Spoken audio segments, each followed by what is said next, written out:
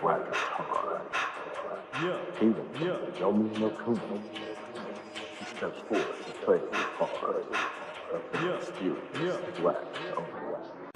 What's up, guys? This is your boy, That Black Owner, coming at you guys today with my boy CJ, aka the Kung Fu Kid. And we also got my boy Rob, aka Don the God the Sauce. All right. So we gonna go ahead and get into this topic of discussion, and about what we be talking. We're gonna be talking about three different things on the channel. One about different elements of females and dating, and the other one being moving to California. And you got another topic that you wanted to hop on?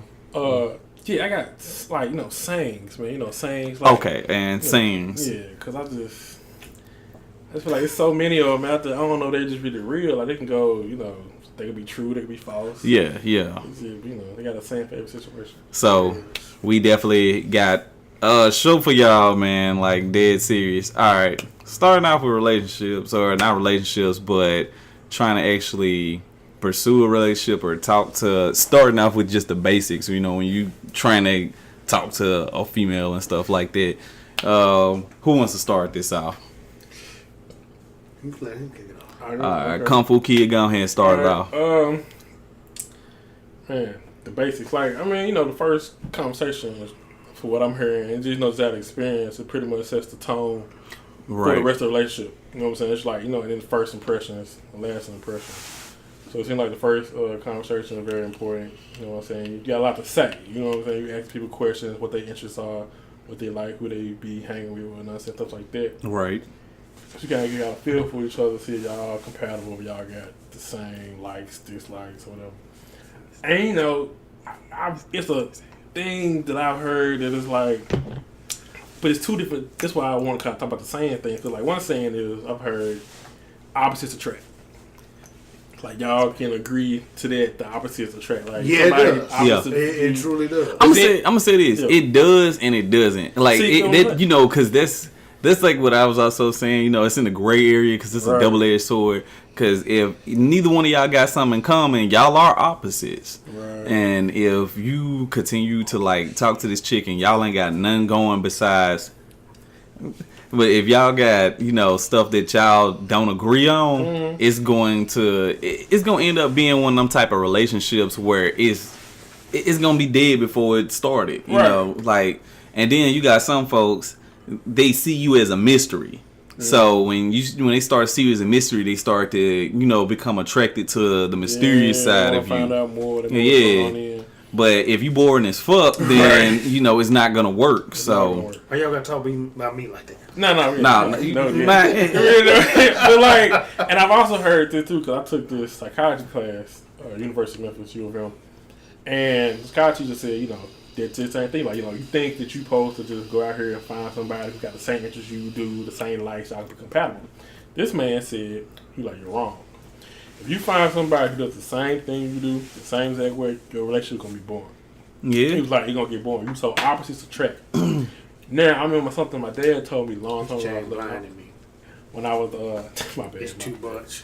Change is blind. It does have a lot of kick to it. Right, I'm dang, this podcast. But so my dad told me something a long time ago when I was a kid. He was philosophy and theories are just ideas people will come up with. That's true. And they'll just get a select group of people. It's not everybody in the world, everybody different. Yeah. You got a select group of people, test it. Okay, the majority of it works, put it in a book. It's not law, it's just an idea, a theory. Something that was proven, but you can't test everybody. Everybody got different personality, different things to make them different quirks. Right. So everything doesn't work for everybody.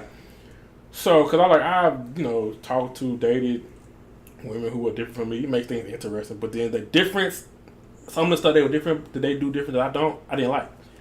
And I just be like, man, I don't like this shit you be doing. I just know why you gotta act like that. Yeah. But then it be but see, that's the thing though. When they say, opposites attract, when you tend to get with the same people that have little to almost no things that you have in common besides the looks, it's then the whole foundation of what that's built on is lust. Yeah. And lust it varies on how, if it can be good or bad, but a majority of times it's always gonna go sour. Yeah, like it's always gonna go sour. Because all we do is confuse lust and love. Oh yeah, say, I love them. It's like, one of the you highly. know her about a good money. You know what you love. Right. But see, the thing is though, it's like lust is one of the most highly things that's confused with love. Yeah, it is. You know, like this is like if you had money and a girl was like, damn, you know, this dude could do this guy can do that. He's well, you know, he can take care of himself. She ain't lusting for you because she's lusting for what you got. She's lusting off your material things. Right. So, you know, like my thing is like, you know, and when you start to notice that, because sometimes people don't notice it until it's too late. Like I knew it was one guy. I was real cool with him. And we could not stand this dude's girl, like, at all. Like, period. Right. And we was just like, bro, you know, she always asking you, hey, can she ride your car? She got her own whip now. Like, a real nice car. So but she was... My thing was just wanted to, you know, friend. She was like, you know, because she was finna have it. You know, like, that marriage finna kick in. She on 50% of what he got. Well, yeah. You know, and it got to the point that he started to notice little things. I don't know what opened his eyes up. But I think it's when they went on a vacation and he literally, I think, you know, literally were paying for like 90% of the stuff. It's like nothing she would cover herself at all. You know, damn, at least be able to be like, hey, I got this. Right. But she was literally like letting him pay for everything. And my thing is, no one. To eat? No, not what to eat. I'm talking about. You know, you going overseas and stuff like that, and you wanting jewelry, you wanting different clothes, you wanting to be read on a yacht, or I'm not yacht, but a damn yak and all of that shit. You know, it was all of the extra stuff that wouldn't have cost, but like, you know, $2 or $3 American dollars over there that you could have done yourself and seemed like a big baller, but you getting him to do everything. And it's like a little courteous thing to be like, hey, at least I got something. Right. But it was like everything that, you know, she was doing, even the littlest petty shit, he was, you know, paying for it. And that's when he just decided, like, hey, I'm gonna call a wedding off. But by that point, he done did so much damage to all the friends he had and kicked out all those, like the folks who was trying to help him out in his life, that he didn't have anybody left. And, you know, like those folks, it was like, yeah, but it's like, you know, anytime you start dating a female, like you don't fuck with us like that, you know. And we need to talk about that because it's like a lot of time. It's a realistic factor. It's not even if she could be a good person. It's a lot of times that we see ourselves where, like CJ told me before, like I have a phone call from the girl I'm dating or whatever. Yeah. And we probably kicking it. I'm like, well, I'll talk to y'all later because she called. Yeah. And she might want to do something. Man, you ain't got to be sexy. She just want to go and do something. I said, well, I want to spend time.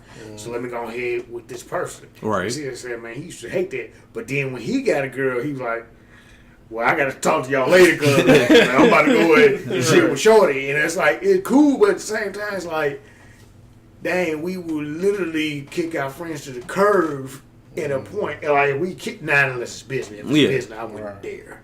Y'all be like, look, you got... But I had that problem, too. It was one girl, I'm not going to say her name on here, but it's one girl I'm dating. And when it come to business, she still wanted me to do what else. I said, no, I just got to do business. Why you can't do business for an hour and you come back? I said, because I'm with you most of the time anyway. I said, look, I'm staying with you or whatever. But at the same time, you got to understand, I'm trying to do something for my business. Oh, yeah. And that's something that we're trying to do now. And shout out to CCS. Coming soon. Yeah. Oh, yeah. Man, I know this is a little bit off subject, but I want y'all to actually talk a little bit about, you know, CCS, what it's about, you know, what y'all doing with CCS, if y'all don't mind. All right. This is our closing line. CCS pretty much stands for culture, class, and swag. Those three elements are very important and key things that we trying to all bring together as one. Right. So, you know, it's all, you know, it's 3 members of the team right now. And we feel like we all each bring those separate elements to the table. And we feel like, you know, all those things put together, they can gel very well, be something pretty cool, a dope product. Like, we're going to put out, you know, shirts. And it's not gonna just be words on the shirt. That's kind of boring. Yeah, we don't. You know what I'm saying? You know, we doing this all on our own. You know, a lot of people do that, but they just be having words. It's funny. It's cute. It's catchy. But we want to bring more to the table with it. And this is something that we just thought of right now. So we're going to have like actual artwork, you know what I'm saying? Yeah. Pictures, nice creative saying, creative abstract art, cultural things. Like a lot of people like different cultures and places, but it's going to be very nice. It's going to be classy, you know what I'm saying? It's going to be swagged out.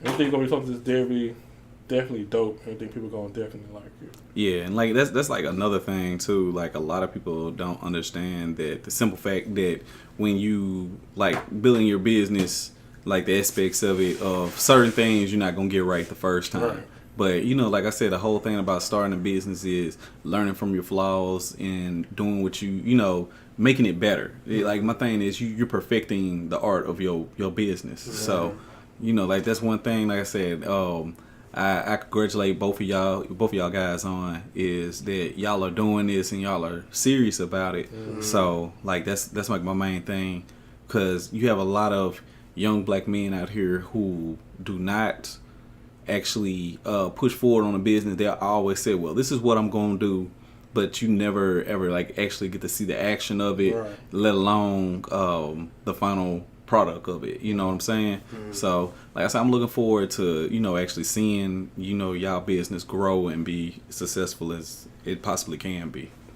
Right. Yeah. But oh yeah.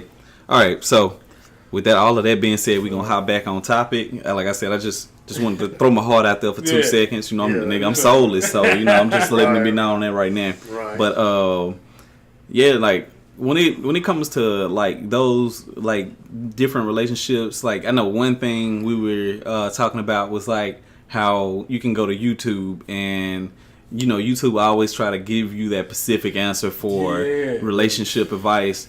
And my thing is, there are so many different categories of women out here that you can think two of the same categories are the same for a woman, and find out that she's in a whole different, she's in like the fourth category that you thought that she wasn't, you know. Right. And I think that like that's one of a big issue that I know a lot of guys have out there that, you know, who like, you know, be talking to her and thinking that they, oh man, I'm gonna execute this, and you know, she's beautiful and smart, and like I'm gonna go ahead and we're gonna start on the deceiving ones. Okay. Like to me, like one of the most deceiving like females are like females who are damaged, you know, like, and I remember we used to have a term like a couple few years back, like 10 years back, you used to call them DGs, and folks would be like, what's a DG? I'm like, oh man, that girl right there is a DG. And they were like, what's a DG? And, you know, because it sound cool at the time. Oh, she a DG, you know. Right. But really what you're saying is, oh, she bad goods. Right. Mm-hmm. And the thing with a woman who has like been damaged is not only that the next guy who comes into her life has to do more work. He has to put more work in. He has to try to prove her wrong on the past guy that she's been with. But he also has to put in the work to make himself not look like all the other dudes she been with. Right. You know, you have to stack yourself up to so many different standards just to prove that I'm not this dude. And that's like one of them. You got the clingy, damaged good type of girl, and when she gets with you, she wants to be around you. She don't want you to go to work half the time, but then tends to use that against you type thing. And those to me are the worst one, because that's crippling you as a man, because now you have to, I hate the word babysit, but that's what it is. You have to babysit your girl. And the thing is, if it's supposed to be 50-50 and you supposed to be about your business, she's supposed to be about her business, but you having to do more with her, then it's damaging what y'all have. You know what I mean? So that's one of the huge issues with that type of you know, category of females, because like I said, damaged good females or females that have been damaged, you have like 12 categories on its own with that. Like categories can have categories inside of them when it comes to women. And the same thing with guys too. You know, we have categories. Our categories aren't as huge though, basically because of the simple fact that when it comes to our standards, half the time we don't have huge standards when it comes to women. And you know, like I said, if we did, and we were looking for those precise standards, I think a lot of guys would be better off, you know, with what they would have. But then I've also met other guys too who would get into those relationships where they were just like, man, I want a girl who's just, you know, just bad, man. I want a girl who is hood as I am, and you end up finding out you're pretty much dating a man at that point, you know, like that's something. Yourself. Yeah, you're dating yourself. And it's like, to me, like with those type of characteristics, you want somebody who kind of matches up with what you have. Right. But you also kind of want a girl who is out of your element. Yeah, you know, you can get into her mind too and figure out what she's thinking. You don't have to worry about, you know, like, what's wrong with you? You know, she can straight up tell you, hey, what's wrong with you? Man, ain't nothing wrong with me. You know, I'm this and that. Then 12 hours later, you know, she got all of these problems that she had at the very beginning. You know, like that's something that folks don't want to have to deal with. Right. You know, look, if you want to go to Chipotle, go to Chipotle. You know, if you want to go to Taco Bell, let's go to Taco Bell. But don't tell me that, nah, you know what? Nah, I'm good. And then every place I put out there is wrong, and you got a specific place you known all along that you wanted to go to. Like, I hate that shit. I'm dead serious. That's an issue. You know, thank God I'm married and I don't have to deal with that shit. It's just like, you know, a lot of time, Hun's like, where you want to go? I'm like, shit, you don't even want to know. I'm like, you know, I'm just like, man, because I'm going to pick the same spot. It's going to either be Taco Bell or, you know, whatever. But right. I have specific things that I want to go to, but that's it. I'm gonna tell you this though. When I was dating this lady in my past, when I say you crazy shit, in fact, I'm gonna go to the one that's back in Chicago. I'm not gonna say her name, but when I say it was so stupid. Now we are now. We had a house, right, and literally she go over there to visit my folks or whatever. We watching TV. I'm seeing her shaking kind of cold. So I say, hey, you want me to grab a cover? I can go get you one real quick. No, I'm fine. You sure? Yeah, I'm good. Now, the thing about it, I asked you about 3-4 times. And I said, okay, cool. We'll keep watching the movie. Now, I know you cold because you shivering.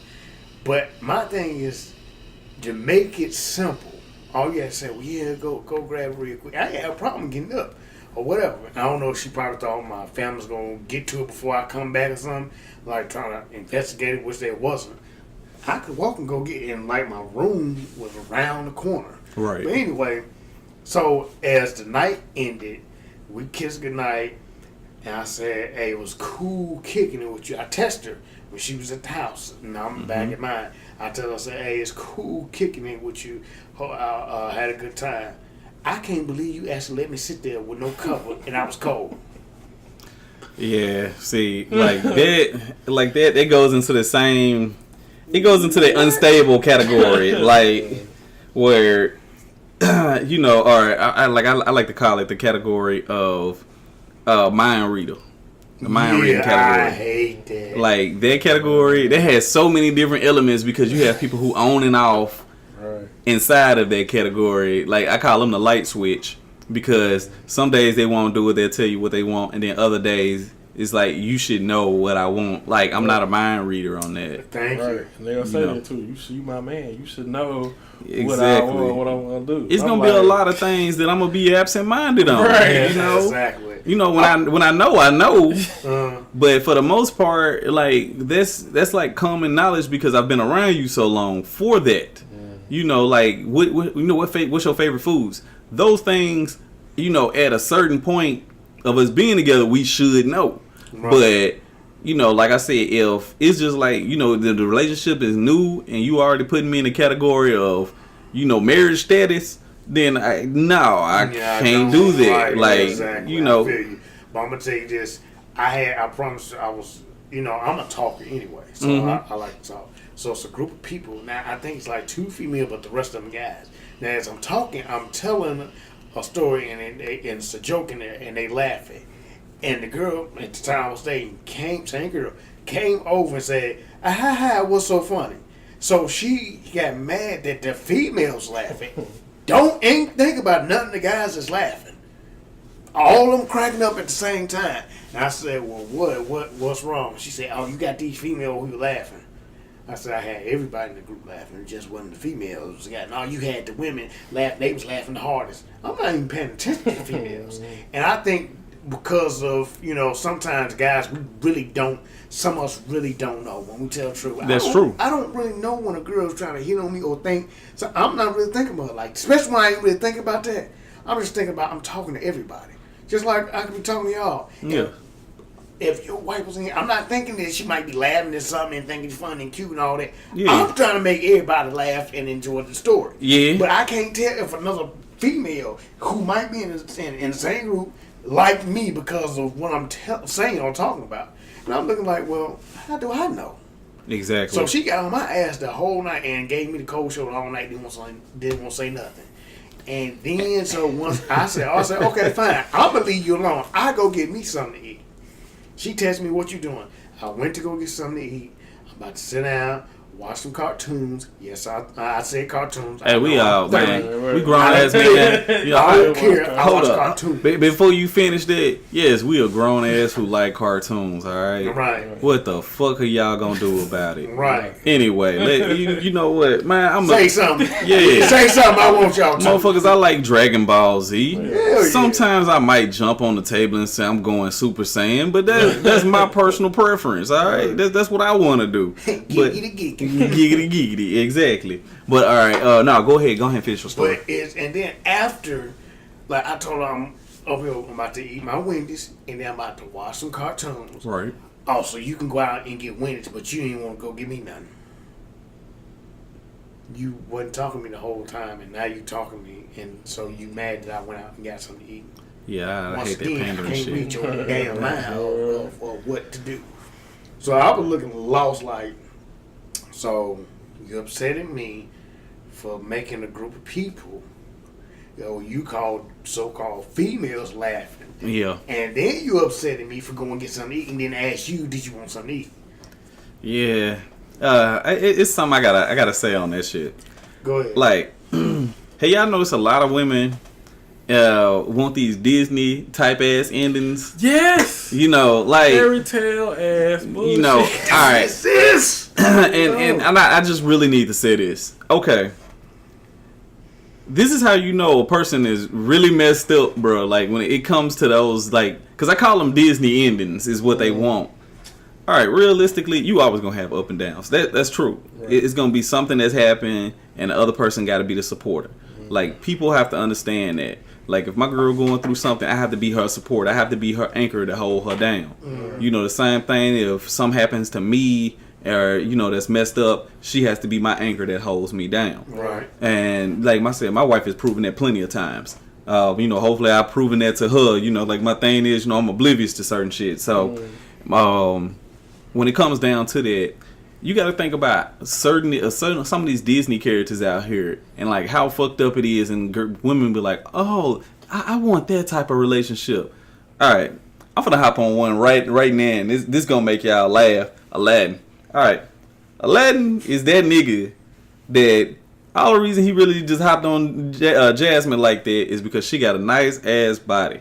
All right, I know this is a cartoon, but this shit is true because folks grow up with this and they have that mindset of a Disney ass ending. Right. So let me break down the fundamentals of that. Sir. Yeah. All right, Aladdin. This man didn't have no type of requirements. He had a genie. He had a person who was constantly, building him up, boosting him to what he was. He never worked for the shit he had. Yes, only work he put in was finding a lamp. Mm-hmm. He made his life easy, but also made it complicated at the very end when you really look at it. Mm-hmm. Everything that he was based on was literally a lie. It was. He lied to her all the way throughout there. I got this kingdom. I got this. I got that. What happens? He lose genie. Now he got to come clean. He's like, bro. Because I think even like even in the movie, like when he lost it, he still had that emperor outfit on. Right. So he's still coming up there like, hey, what's good? Da da da da. I'm trying to get Genie back, but hey, I ain't gonna tell this bitch right. that. And she falls for this nigga off the wares and glares that he got. But at the same time, he was different from the other princes and shit that she was dating because You know, we gonna just say, you know, they call him a street rat in the movie. I call him hood nigga. But yeah, that's what he was. He was an A1 hood nigga, and that's what she fell for. And I think that's hilarious now because, you know, definitely with a lot of females, they want some guy who, you know, is hood, or they want some guy like I'm gonna say with white folks too. They want some guy that, you know, has that I don't give a fuck attitude. Right. So, you know, at the end of the day, it still falls upon the same placement with Disney. Like, you know, you got girls out here who want that Sleeping Beauty type shit. You know, you want a man in, you know, nice shiny armor type shit. You know, the wares and all the stuff he got. You just waiting on a moment for this guy to kiss you and, you know, to wake you up. And, you know, like I said, the saddest thing though, Sleeping Beauty is like literally actually one of the most perfect ones. Because you have a lot of dudes out here who literally are good-hearted guys who try to wake these females up. But it's like they'll get their kiss and they woke, but they just like, nah, I'm gonna wait for the next motherfucker. You know, like they waiting on the next nigga to kiss them.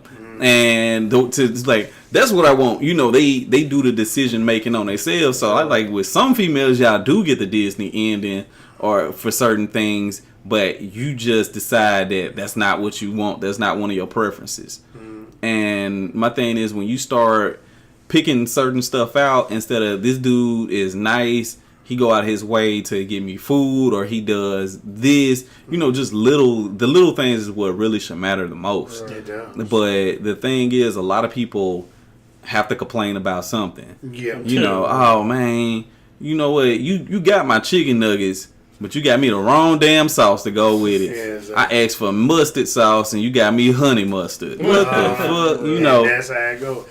you know, like that type of those things with the Disney aspect is when, you know, you also some women like clingy dudes. You know, some women just would be like, well, he too clingy. What the fuck is too clingy? Ain't clingy? Like, if that's what you were jumping for at first, you wanted a man who wanted to be around you, be up under you, do all of that, but then yet the motherfucker too clingy. That's what you asked for. Right. I'm gonna tell you this, and this is what happened to me one time. I got a girl number, met her at Walmart, and I told you this story, Jay. But so I got a number right, and I think I texted her that night. No, I ended up calling her. She picked up and said, whatever. I said, so we still down for this coming Saturday. I'm gonna take you out and gonna do a couple things that we want to do. You know what I'm saying? Right. So she's like, yeah, that's cool. So the next day, I just texted her, say, hey, what's up? That's it. I wasn't really texting her anything else. And she didn't text back. So later that day, I was looking for something like that, and she didn't text me back. So I said, I ain't put no mind to it. Tuesday, I said, I texted and I was like, hey, what's up? Hope you're doing good or whatever. Nothing. So by Wednesday, I'm like, okay, what's going on? Well, let me call. Maybe she want a man that's going to call. Because some women like you to call them then text. Yeah, that's true too. And I understand that. I get it. Because some of them don't want to, you know, they don't want to text. They want you to call them. Right. So I call, and then nothing. So in my mind, I'm thinking, so am I doing too much? I'm trying to figure that out. So by Friday, I called. Now this went from Monday, Tuesday to Friday. I haven't said nothing between Wednesday and Thursday. Friday Right. And I called and nothing. So I was trying to see what was going on. Saturday came. I said, well, here's Saturday. Let me call, see what's going on. And when it picks up, but I think it was a shit, I answered the phone. You know, one of them like, damn, now I gotta talk on the phone. You know how you pick up, like even when the bill collector, somebody call you like, yeah, shit, I didn't mean to answer that motherfucker. I'm trying to hit the wrong button. So she like, hello. I was like, hey, so what's going on with you? She like, nothing much. I said, oh, we still down for the night to go out or whatever. Right. She said, well, no, I'm good because you was too thirsty. You was calling me too much. Yeah. So I said, okay. That's cool. You know what? Cool. I'm not going to lie. And hanged up. She hung up before, you know, I said goodbye. She just hung up. I said, okay, cool. And I'm up at the one like, but you ain't really said nothing back to me since Sunday, and it's Saturday. Yeah, and I wasn't blowing up her phone by calling her every day. I wasn't. Yeah, you wasn't blowing up. You wasn't hitting her up like 6 or 7 times a day. Literally, it was like once a day. Up. Yeah, like that right there. That's not being thirsty. If you being thirsty is when you blow a person's phone up like 10 times in one day, send them 12 text messages. That's being clingy / and you got guys out there who do that. Yeah. But like I said, I've been in a situation similar to that where I remember me and this girl, we were cool, and I guess she got the wrong idea thinking that I wanted to date her. Man, after we had like just a sit down, jokeful, laughing and stuff, she was like, "Well, yeah, man, I thought I had an STD back then." That stopped me right there. And so I was just dead ass serious, bro. That fucked me up. So yeah, when she said all I heard to hear was ST, and that's fucked me up. And I was just like, well, you know what? She can be one of the, she can be one of like my female friends I actually just hang out with, that type of shit. We play video games and stuff. And so, I already put her in the category of nope, she cannot ever be a girlfriend. She can only just be a person I associate with. Right. So I remember it was a time that we would like just blow each other up on like Facebook Messenger and stuff like that. This is when Facebook Messenger was still like new. So I'm hitting her up, I'm talking to her and stuff like that. And then next thing you know, she hits me up like blowing my Facebook up one day. And she was just like, hey, she was like, what watch do you think I need to get my brother? I'm like, oh man, that's what's up. She gonna let me pick a brother watch out. And so I picked the brother watch out, she bought it, and she was just like, man, my brother loves to watch, da da da da da. And I'm like, oh, that's what's up. So I'm just like, well, I'm happy, me and him got similar taste, that's what's up. Right. And so like 2 days passed. I forget the messages. She ain't messaging me. She was dealing with some stuff. I hit her up. I'm like, hey, you good? You all right? Yeah, I'm all right. I'm good. Da da da da. And I'm like, all right. And I was like, well, if you need to talk or stuff, I'm here for you. You always try to be a good friend. If you consider yourself a friend. Right. And next thing you know, she ends up telling me that, oh man, you've been blowing me up too much. And the craziest thing though was for her to lie on me, go to my friends and lie on me. I'm just like, you know what? Gotta expose the bitch, go ahead. I had I got all of my messages, even back in the day when you used to delete a message off Facebook, it'd be like a line in there and saying, with an X on it saying that you deleted a message. Right. And so, I told everybody, I said, man, just read all this shit, man. That's like 6 or 7 days worth of shit, man. Just go ahead and read it. It was reading and it was just like, when were you clingy, my nigga? Like, what did you say? You were just giving her advice. And like my thing is when people falsify, like even in relationships, right? You got to understand, if I was that clingy crazy dude that you was talking saying that I would have been at your house. I'd have been like, oh, I'm finna throw this bitch in my trunk and put it in the basement. Like it would have been some serious shit. But the simple fact that I wasn't clingy nor crazy, because if I was a crazy motherfucker, the same situation would probably happen. Right.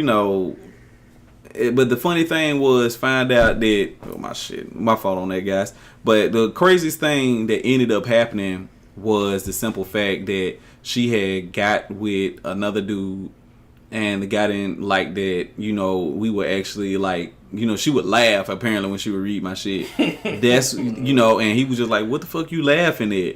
And that made the situation awkward for him because he didn't know who I was. I'm just like, well, we can all hang out. I don't have an issue with that. And it's just a simple fact that this guy was that jealous that he forced you to do something, and then 2 weeks later she ain't with him, so she want to be friends again. I'm straight, bitch. I'm straight. Yeah. My whole entire thing, and I've had to stop being friends with females that I was hella cool with. Yeah. Because of they dude. Yeah. And it's just like, oh well, can we be friends now? You decided that you were gonna put yourself in that lane. Right. You damaged our friendship. You know, I can't fuck with you after that. Right. You know, and then, you know, all of a sudden now you want to feel like you a victim of circumstances. You can't do that shit. I know the feeling. You know, all I can do is just throw them deuces up and just keep doing what I'm doing. Right. You know, like, and folks be like, oh, well, that's, you know, that's an asshole mentality. And I'm just like, well, yeah, I'm a dick. You know, of course I'm going to have an asshole mentality basically because my thing is, I stopped doing that whole 3 strike stuff when I was young. I used to fall for, you know, with having female friends because some of them I did smash and other ones I was just cool with. The thing was you'll have them where they'll be like, oh, well, you doing too much of this. We can't be friends no more. Just stupid shit. And then you'll have other ones who'll be like, oh, well, you know, it's all right. We, you know, I got this guy. He don't really like you basically because he think that, you know, me and you talk too much. Okay, you know, that's fine. And then they wouldn't be friends like after a few months when the dude done dumped them. And my dumb ass gonna be like, oh, okay, that's cool. You know, we can still be friends. And then they get another relationship and they decide, well, this guy gonna be the same way. So, you know, we can't be friends no more. So like every time they get into a relationship, they, you know, I was just like, man, it's enough, bro. Yeah, you know, you gotta look at it like, all right, now you ain't about to sell me out every time you get something. Exactly. And this is how this happened to me. I was this when my brother Jay was dating this person, right? And you know, we was at a Super Bowl party, so at her friend's house, and you know, he was talking to the girl, and I was talking to her friend. Me and the friend, you know, we was cool on some other stuff. Yeah. So we was talking, and you know, we got each other number, whatever. We started talking or whatever. And, you know, she asked what I was doing. I said, no, I was just on the phone with Jay for a minute or two, you know, talking to him, chopping up. But I guess she noticed every time she called, I'll be talking to Jay. Well, what you got to understand is, Jay is my brother. Yeah. That's not going to change for me talking to my brother. Yeah. Just like you, my brother. So yeah, I ain't going to stop talking to my brothers, because that's who y'all are. Exactly. More y'all friends, but y'all my brothers. So she got upset, well, why you always on the phone with Jay? I'm like, well, because that's who I talk to most of the time. Especially if I irritate something or just want to talk, or we talking about business. It could be anything. Yeah. That don't mean that, you know, I can't talk to her. Yeah. But she like, well, I don't know. Hold on real quick. I want to say this to all these motherfucking females out here who get jealous when they homeboy or they nigga is talking to they homeboy. All right. It's not gay, all right? I'm gonna let that shit be said right now. Why is it gay? Like, man, I promise you. I actually, I'm gonna tell you. I'm gonna tell you a story about that, and the reason why a lot of folks think that. Man, I'm gonna say this. Sometimes when you grow up with one of your best friends, because females do it too, but it's a double standards on that. It is. It's a hell of double standards. Yeah. But it's some things, man, you can't even go to your girl about and talk about. Like when you pissed off about something, you gotta talk to your homeboy, your day one. Like I said, we done known each other since elementary and middle school. Right. You know, like it's just gonna be some stuff I feel more comfortable talking to you besides talking to if I had a girlfriend at that time. Mm-hmm. Because my thing is, I could talk to her. I don't know who she telling my business to at that point. Yeah, you know, that's another thing. Like, you know, it could be on some real sensitive ass shit. And she like, oh, baby, it's okay. Then she called her homegirl up and being like, man, I'm thinking I'm dating a pussy at this point. You know, that's on some real shit. It's just some shit you have to reside in. Mm-hmm. Where, like I said, homegirls, they talk to they homegirls about their shit. My brothers, I'm gonna talk to my brothers about, you know, certain shit that I go through. Mm-hmm. So it's a, you know, it's like, but it's a double-edged sword basically because, and this is when I'm getting to my story. I'm gonna let you finish if that's cool. I wasn't dating this chick at the time, but we were like hella cool, all of this stuff. I would always call up my other cousin and actually talk to him, and I'm like, hey yo man, you know, man, this funny shit had happened. You know, it could be a lot of time. It could be on some shit that you saw or something like that. And I be calling up, oh, can I talk to you real quick? I'm like, yeah. You know, I'm like, hold on. So my cousin on the line. Damn, you always talking to your cousin, man. That's on some gay shit. What? I'm like, that's my fam. That's my cousin. nah, man, you always talking to this nigga, man. Like, you ain't got no time for me. Like, you just called me. Right.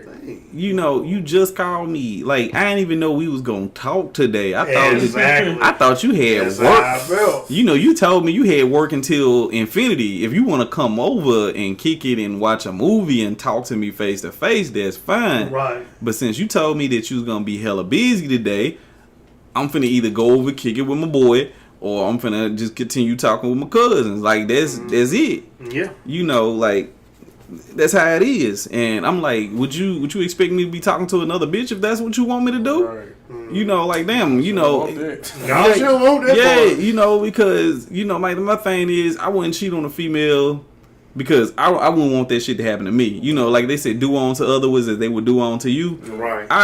That's a motto, and that's a saying that I truly believe, all right? I believe karma's a bitch, all right, for real, for real. Yeah, we all do. So when it comes down to it, like I said, if I'm talking to my homeboy and this man was like, man, I got this new game.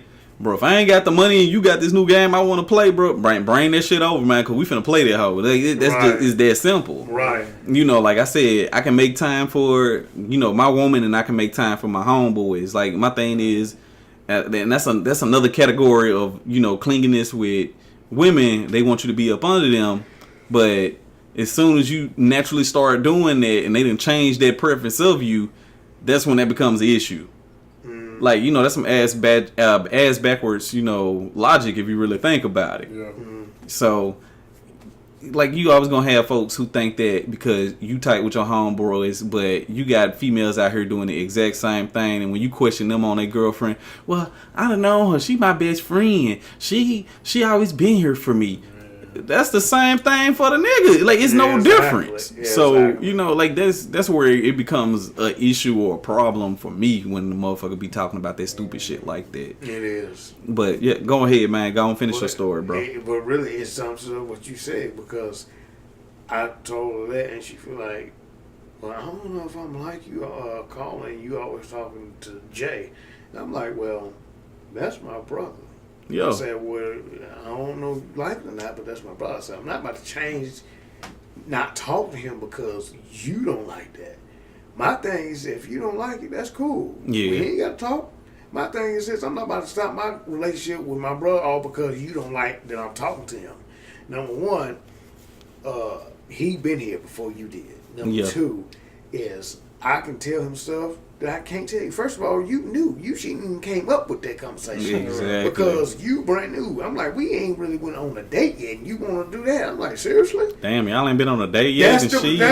I was like, so I said, okay, that's cool. We ain't got to say nothing else. And I clicked up the phone. I said, I ain't got to talk to you no more. She's poison. Man, what? Because I'm like, first of all, and I'm being dead serious when I say this, and this is not me being mean or anything, but if y'all don't like my brothers, ain't no sense in me keep talking to you. You know, it's that simple. That's a problem, because if you don't like them, ain't no telling how you gonna feel about me. Yeah. Because you probably telling your girl, all he do is listen to his brother and all the other stuff. He don't want to do, he ain't got to mind his own. They ain't got nothing to do with it. It's just certain things that if I have an issue with, I can talk to another guy. Yeah. I said, then y'all have a problem when we don't talk to other guys. Yeah. See what I'm saying? It's still a double standard. Like, if you don't talk to a guy, that's the problem. You need to talk about your feelings. And man, we do talk about feelings. Oh, that makes you. You know. Oh, you sensitive now. You're a little bitch. You're a little bitch now. You know, it's a double standard. It's like, that's just like, you know, when, like, but it's like the same standards when, and this is another thing. I know this is somewhat off topic, but it's still on topic. But like, okay, the whole thing with being harassed by a female, you know, like, oh yeah, if a girl come up to me, damn, you fine, and then I'm like, oh well, you know, appreciate that, you know, but you're in a relationship, you trying to be faithful, then the girl slap your ass, and you just like, look, man, I don't like this shit. You a bitch. Speaking of that, how come they do it when we relationship? When I'm single, they don't do shit. I'm like, is that a universal, like a universe type of thing? I'm like, why y'all doing that when we in a devil? Because when you're single as hell, you know what I'm saying? I'm gonna say this. Nothing that you like. I'm gonna say this. You get in a relationship. I'm gonna say it's a test factor. You know, like when you really think about it, like when, because I told y'all I'm not really super religious at all, but the whole thing with like when it comes to being in a relationship and then all of a sudden she's a bad motherfucker, man, like, and they just testing your fate right there real quick. You like, damn, do I really love female I'm with? Like, it do. See, I was like, because I was talking to this girl and we were talking about this same thing. And I like this. The name she came to was an analogy. She's like, it's a new pussy smell. Yeah, they know. They like women can like kind of sense that. It's like a glow. Yeah, they sense that. You know what I'm saying? Cause we humans, we all actually our species. Yeah, so they naturally sense that. They're like, oh, okay. They probably don't know exactly what it is, but they know something about you that got you glowing and got you happy. So they kind of attracted to this shit. Mm-hmm. Shit, fucking crazy, man. Yeah. Like, where was you? What was your antennas when I was like down and out just by myself? Right. But now I'm focused on one person. Mm-hmm. I remember when I was working at FedEx, and it was one girl that I was like real cool with. I used to talk to her and all that stuff, and it never came off to me as she wanted to be in a relationship type shit.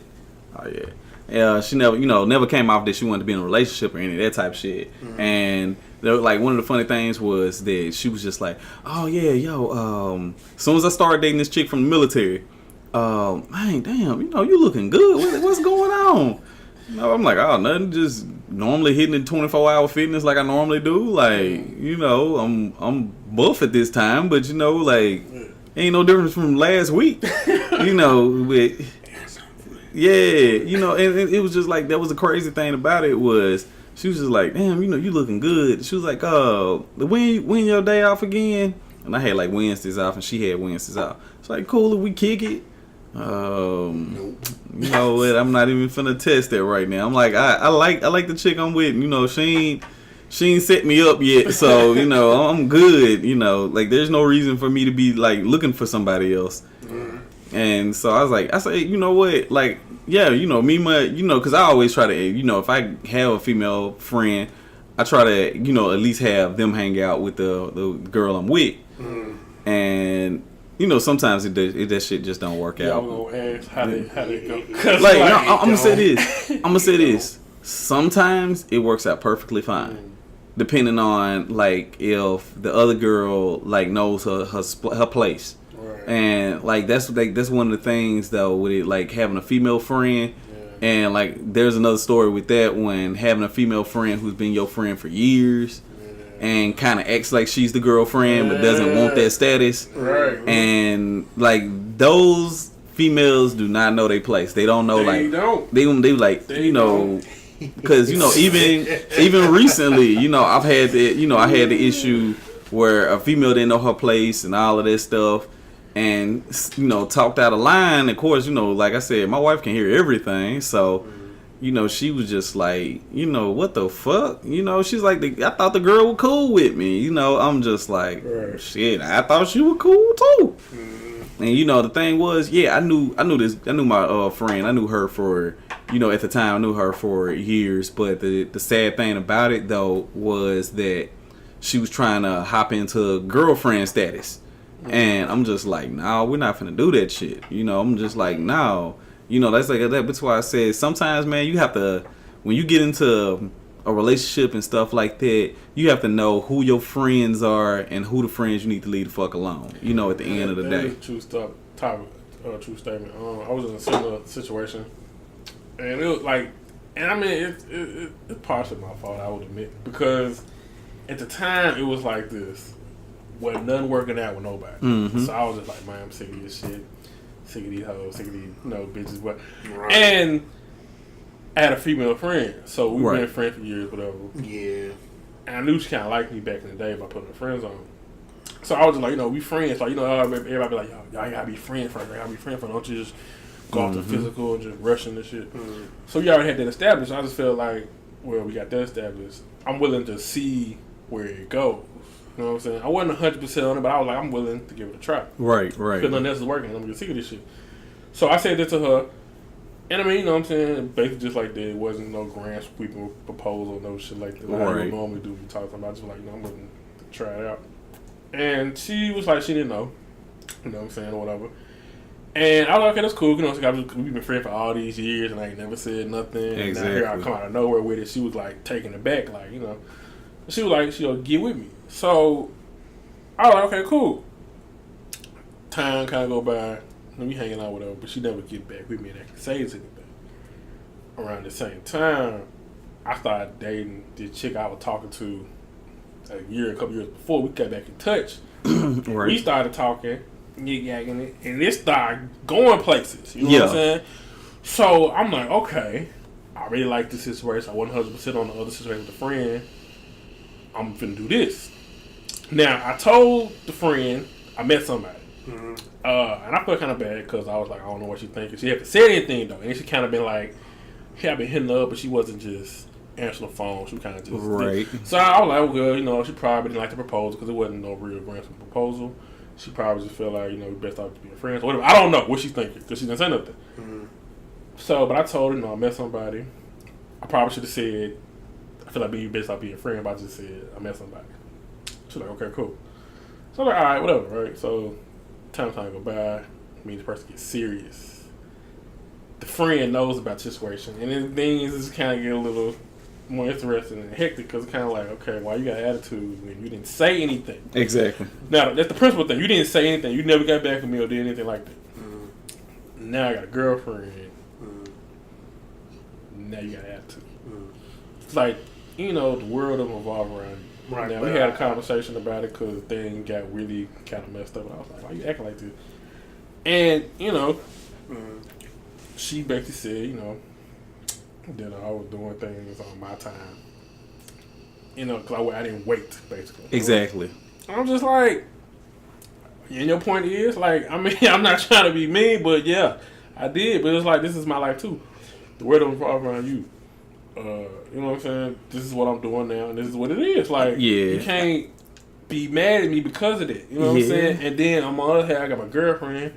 She feel like she knows what's going on. She all this and that. You know what I'm saying? But I'm still kind of hanging out with you in a sense, still. I'm gonna say it is. Touch, and it just became a hectic thing. And then, like, my girl, she, you know, like you said about how had them let them hang with each other. And how they go. Like, she said she wanted to do that, but come to find out, she didn't really want to be her. Yeah, I'm gonna say this. She said that because she just wanted to see what she was gonna do. The female friends that you have that can hang around your girlfriend and make her feel comfortable, make her feel welcome, those are the motherfuckers you want to keep. Right. Like, though, because anything could happen later on down the line where, you know, some happen, your girl feels sad, and they can be, you know, she just made a new friend. That's a homegirl that always is gonna be like, well, since she your girl, she my friend too. If you like her, I love her. You know, that's the type of mentality that a lot of women need to have.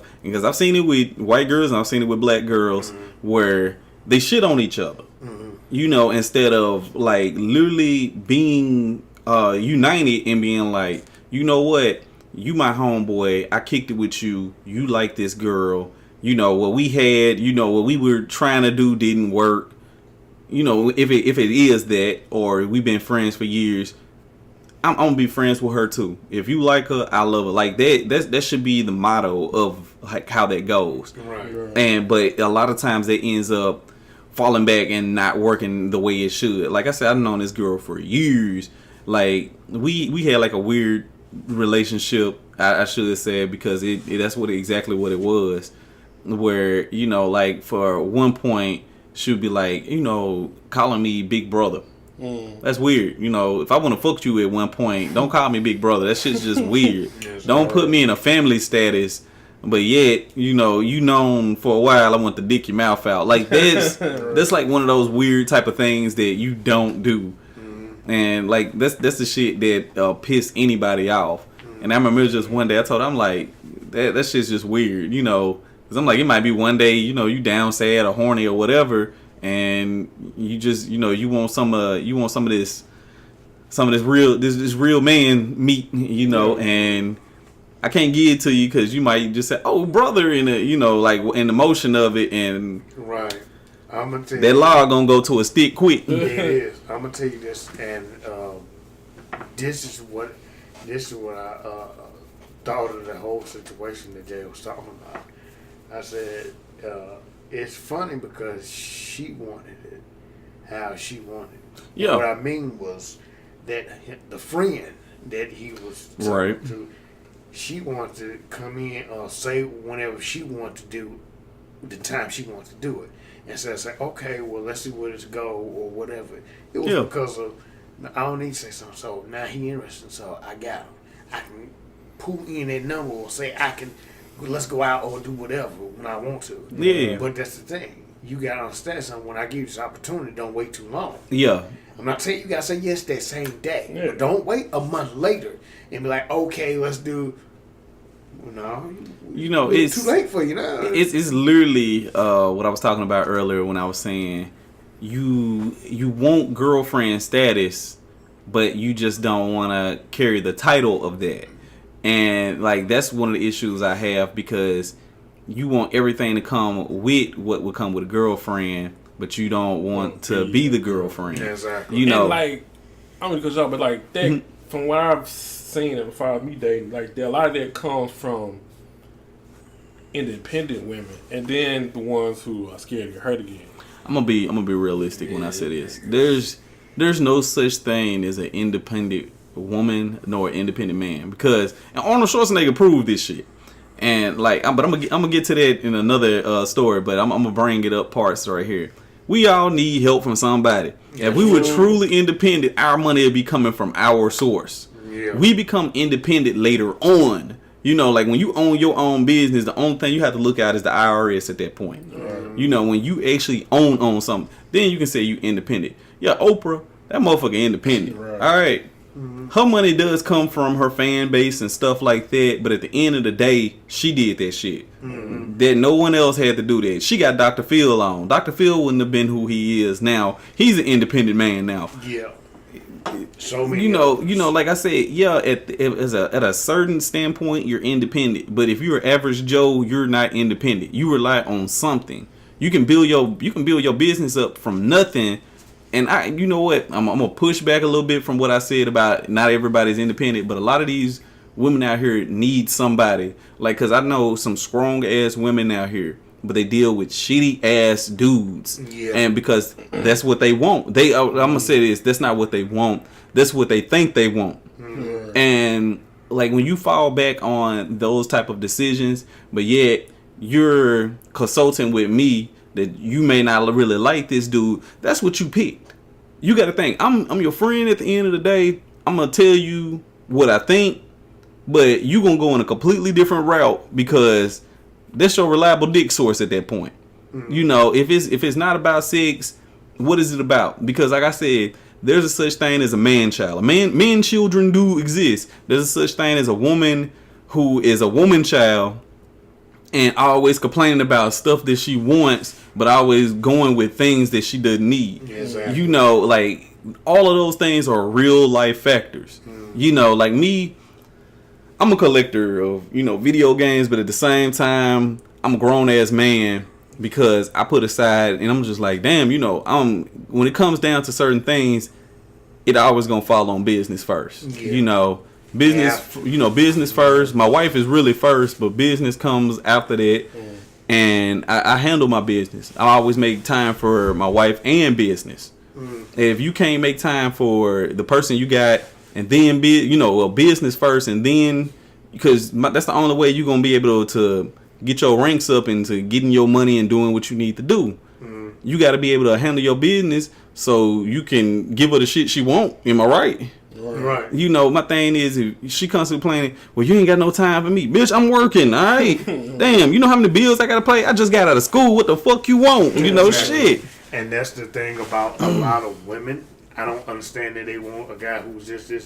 I said, you're not going to find a guy who got his own car, own house, and all this other stuff, and money at the age of 25 right out of college. No, you get dealing with a Disney. You dealing with a Disney Indian girl. Right. And it's like, I just got out of school. You got to understand something. Even the ones that don't go to school. Now, there are some that are fortunate to have that. And, that's a lot of things. I'm gonna tell you something. They won in millions, though. Yeah, right. But I'm gonna tell you something that's true, and I know you don't like this person I'm about to say, but The truth is, he said it. He did say something that's true. Steve Harvey said, a lot of us in our 20s, we blew our 20s doing all this fun and drinking and partying and stuff. Then we hit our 30s and we're like, okay, I'm 30, so now I gotta buckle down and do what I gotta do. Exactly. So we started doing what we gotta do that we should have did in our 20s, and then in our 40s we trying to enjoy our 30s because we trying to make it and putting business and stuff together that we should have did exactly in our 20s. Right. So every age that we get, we trying to make up for the age before. Yeah, you make up for the decade that you just lost. But don't understand it, and it not saying that when you get out to all the young men. And the young women that are graduated high school or college, I'm not saying don't party and nothing like that, but if you can, because I done it, try to figure it out. What I'm saying, try to get a business of your own more, because I'm going to tell you more than this. You can go to college, and CJ knows to test the fact because of what he doing. Mm-hmm. It ain't always what you know. It's who you know. Yeah, it's always that's very true. Because the problem is, it's like, oh, I went to school, and they'll say, oh yeah, you went to school for this, but you're not qualified. Why you ain't qualified? Oh, because you ain't got no job experience in this. Yeah. And then you be looking like, so what the fuck I go to college for? If I ain't qualified to do this, you said y'all told us this in college. Right. Well, when you graduate, you gonna have this. Yep. But here I am. I graduated college or whatever, got certificate and all this. But yet, I don't have the job experience to do such and such because you ain't got no experience. Hey, that's some shit. But that's like one of the most damaging things about like going to school compared to just trying to do what you want to do. Yeah, like you probably can. Somebody who goes to a trade school can get in quicker than you. Yeah. Right. But see, that's the magical thing about a trade school. When you're in a trade school, you're actually doing what you're supposed to do. So you have the experience compared to you going to school. Like if I go to school, I did go to school for graphic design and multimedia. Mm-hmm. I was going there for graphic design, multimedia business. Right. So I got all the aspects of dealing with a business, doing multimedia, and putting in the work for doing animation as well.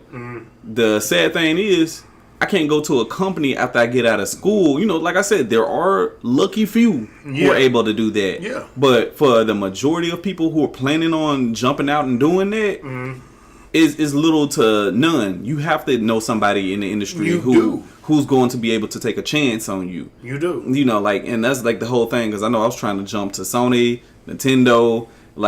Sadly enough, I remember when Midway was a thing, the people who originally made Mortal Kombat. Yeah. When they were a thing, like literally when I sent my papers off to them, I'm thinking, oh shit, they contacted me and let me know everything up front. Find out like a few weeks later they going out of business. So that all of that stuff sucked. It did. I know it did. It's hard. It's very hard. Yeah. Because my thing is nobody, and I'm not, once again, I'm not telling, don't misconstrue what I'm saying. I'm not telling nobody don't go to college. I'm not telling anybody go to trade school. I'm not telling you this. But what I am saying is, college is for those who know exactly what they want to do. Yeah. But if you think that, I want to do this for this moment, you don't need to go to college for that. You need to either legit wait.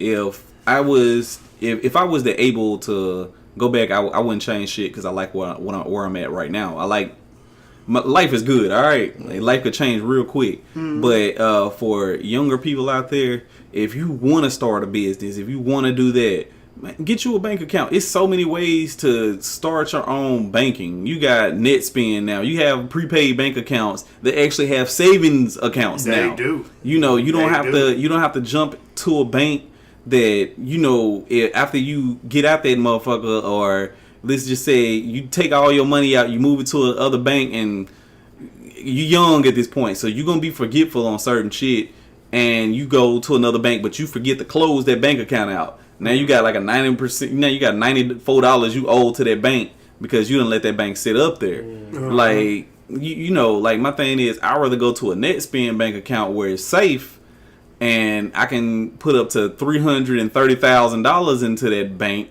open up a second NetSpend account, and put more money into that bank account, and continue to grow. I might have like 4 different accounts where my money's growing in, but I know my money's there, you know, and, you know, I might have to only pay a fee of $3 a month. And, you know, I think the fee disappears if you got direct deposit going straight to it. So that's even better because now you're building up on stuff. You can save that money back, start your business up with $10,000 or start your business up with getting all of the material and stuff that you need and start working on it. Right. Like, you know, you don't even need $10,000 these days to start a business up. All you need is the fundamentals of what you're building your business on. As long as you got the product and you know how to go in there and get the name for your business and stuff like that, you straight. Yeah, you are. You know, like that's the main thing. And another thing, if you can do it too, make sure you can find somebody, and I promise you, I think this work better, that you know that's working a job. Befriend them. You want to. So that way you like, okay, well, since I know this person so good now, they probably can put me on to where they at, and it's a good job, and it's something it's in my field that I want to do. Like I said, I'm not telling nobody not to go to college or everybody go to trade school. What I am saying is, go to college for what you want to do, but also find somebody that you know that's doing what you want to do. Exactly. So that way you be like, okay, there's maybe an 80% chance that I can get in that door and do something that I want to do. And say, okay, now that I'm in, I'm going to the top. I ain't stopping for nobody. I'm doing whatever I got to do. But for us, it's like when we go to college, when I heard my brother CJ, when he graduated, he wanted a job, and they told him, no, well, you don't have no experience. I'm like, wait, but you went to college for that. But they said I ain't had no experience. So I was like, that's some fucked up shit. Yeah. I said, so basically, and it's sad to me because I said, so basically, you didn't really need to go to college if you tell me you can't do what you went to school for because spend less money going to a trade school. You can. And my thing is, I'm like, so you mean to tell me I had a better chance of going to trade school for maybe 6 months to a year to do whatever, and I went for 4-5 years trying to do this little shit, and I'm still not qualified.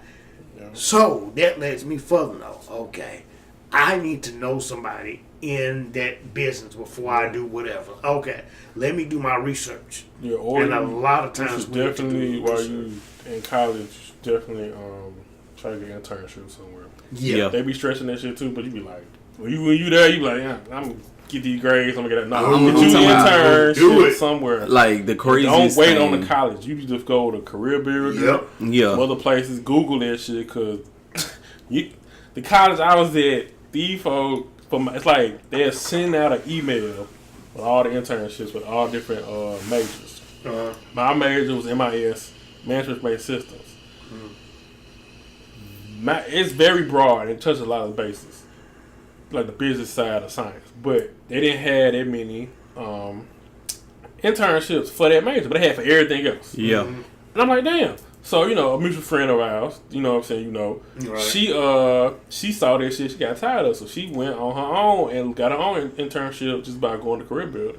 So you definitely use the internet. I'm talking about you have to use the resources you have when you don't have nothing. Right. As long as you got internet somewhere, right, use it to the fullest of your ability. Learn what you need to do. Like I said, when I was working at IT, well, not working at ITT, but when I was ITT major, in which, that school no longer exists. Because I wonder what happened to that. Okay, I'm going to tell you, there's a story on that too. And then we're going to get back on this relationship thing. Because we went all the way off. We did. But at first it had a lot to do with it. It was part of what we were talking about. So it still was on it. But we still got 3 more subjects to talk about. Exactly. But one of the things was when I was going to IT, they told us, oh well, you'll be doing internships for Nintendo, you'll be doing internships for. But the thing was, they were like, it's going to be limited though. The one main thing that I had an issue on was I was trying to get an internship with Nintendo. They said Sony dropped out of our internship programs. We couldn't even use them anymore. I was trying to get my own internship with Midway. Midway, a lot of people didn't know it was in Chicago at the time. So my thing was, they were just like, yeah, well, if you want an internship here, as long as you can get your internet classes, you can come straight up here and, you know, work from here. Okay. I'm like, oh, well, I got family in Chicago. I can do that. Shout out to my second hometown. Shout out. Yeah. And, you know, like, so that was like the whole thing. Sadly, Midway went under. I couldn't get an internship nowhere else. Everybody else, you know, they don't, like, the sad thing about it was IT only had 4 openings for every internship they had. Okay. For, like, multimedia business. So I couldn't work for Nintendo at the time. Sony just dropped out, so we didn't even have one for Sony. We had like small like independent, like indie game companies that we could do internships with, but it didn't carry any weight.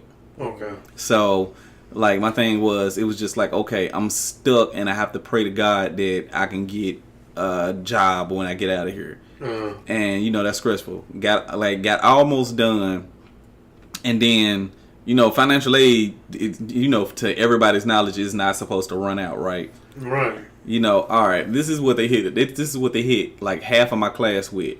They said that our the money we had for our financial aid had ran out, so we can no longer go to the school. Found out that the folks was pocketing our financial aid. Oh, that's why ITT went under. It wasn't because people couldn't pay the bill, because people were paying. I was paying like almost $300 a month for Sally Mae, trying to see if I could get back into school. Right. And it was like, well, if you pay at least $3,000, we can get you back in school. I paid $300 a month every year, because, you know, 300 times 10 equals 3,000. Right. So I'm like, oh shit, well, I should be able to get back in school. Right. Did that, found out I couldn't get back in school still. The past, I think it was last year, all of a sudden, last year, and it was funny because it was on my wedding day, we find out that ITT just closed their doors to everybody. Yeah. And I'm just like, bro, what the fuck is going on? The whole scam thing that they were saying, this is when it was confirmed to everybody that shit was true. Folks was running with money. They didn't know where money was going. You know, one of the main questions that was being asked was, shit, since I'm no longer with ITT, do I still owe my school money? Do I still have to pay that shit?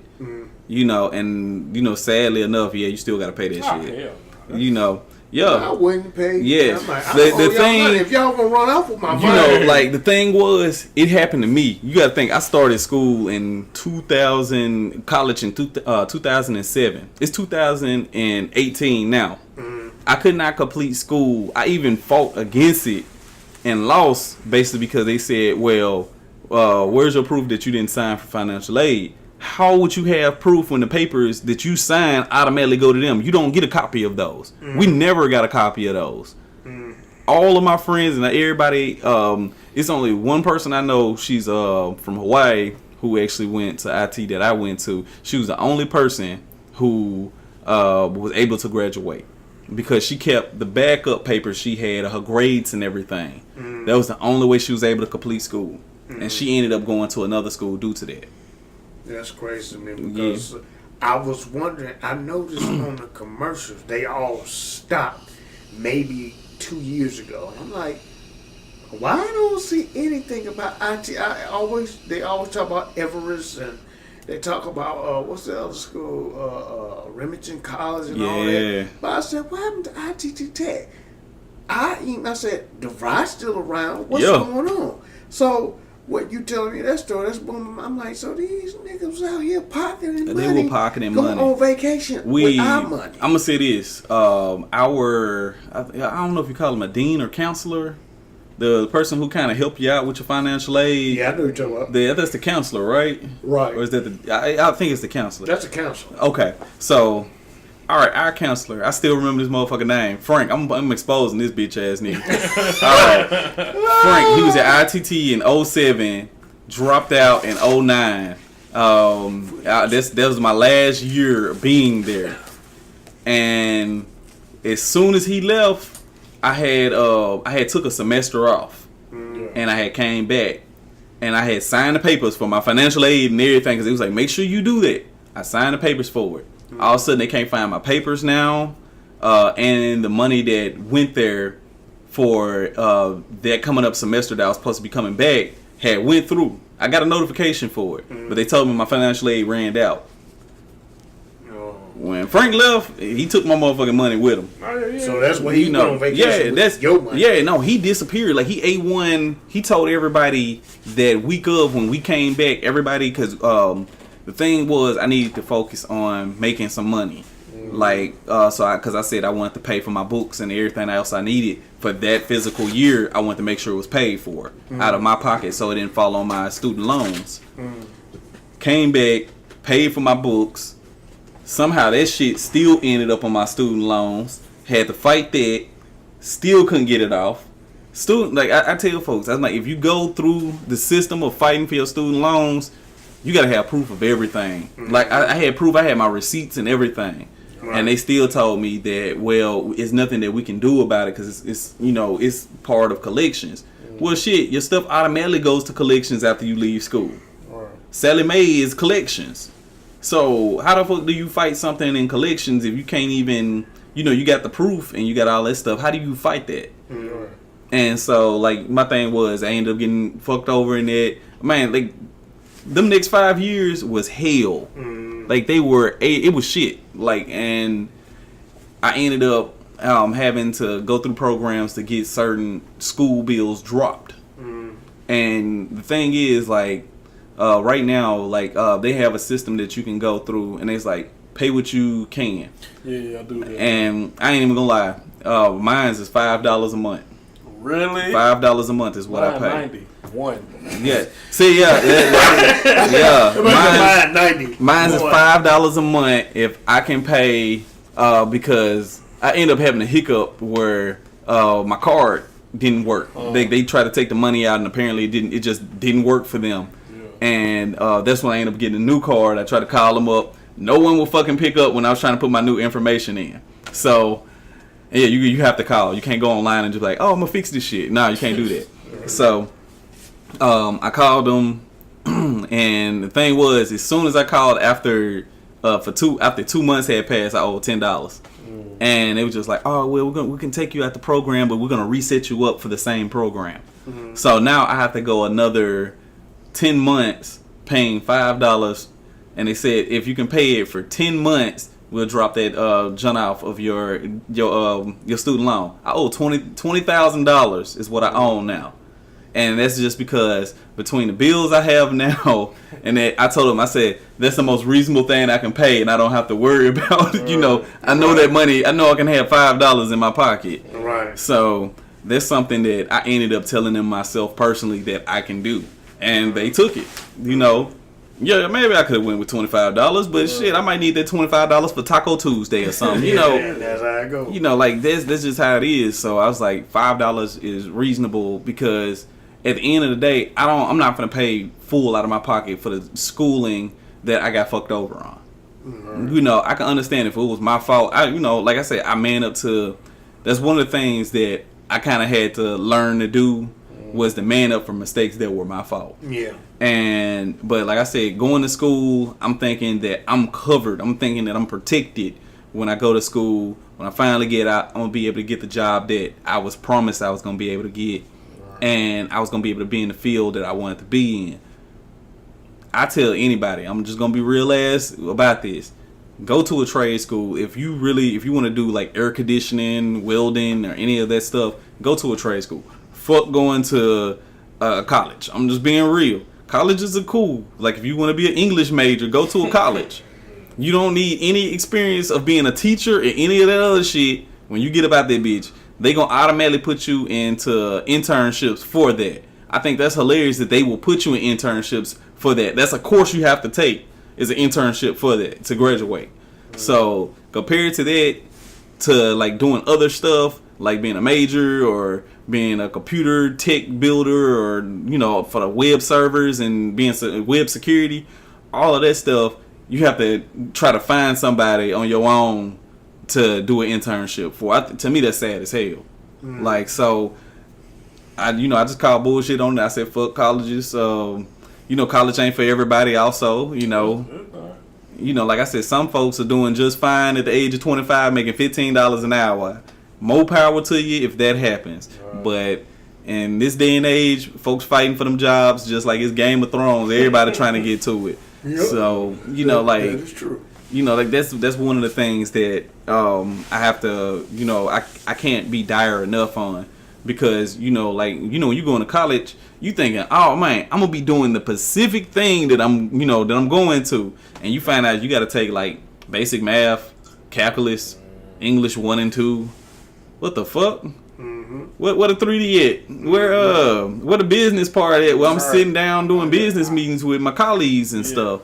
Where's all of that at? Yeah, it's like that first year is kind of pointless. The first year or 2 years. The first 2 years are pointless. Like if college could change that up, because my thing is, damn, I already went through hell with going through high school.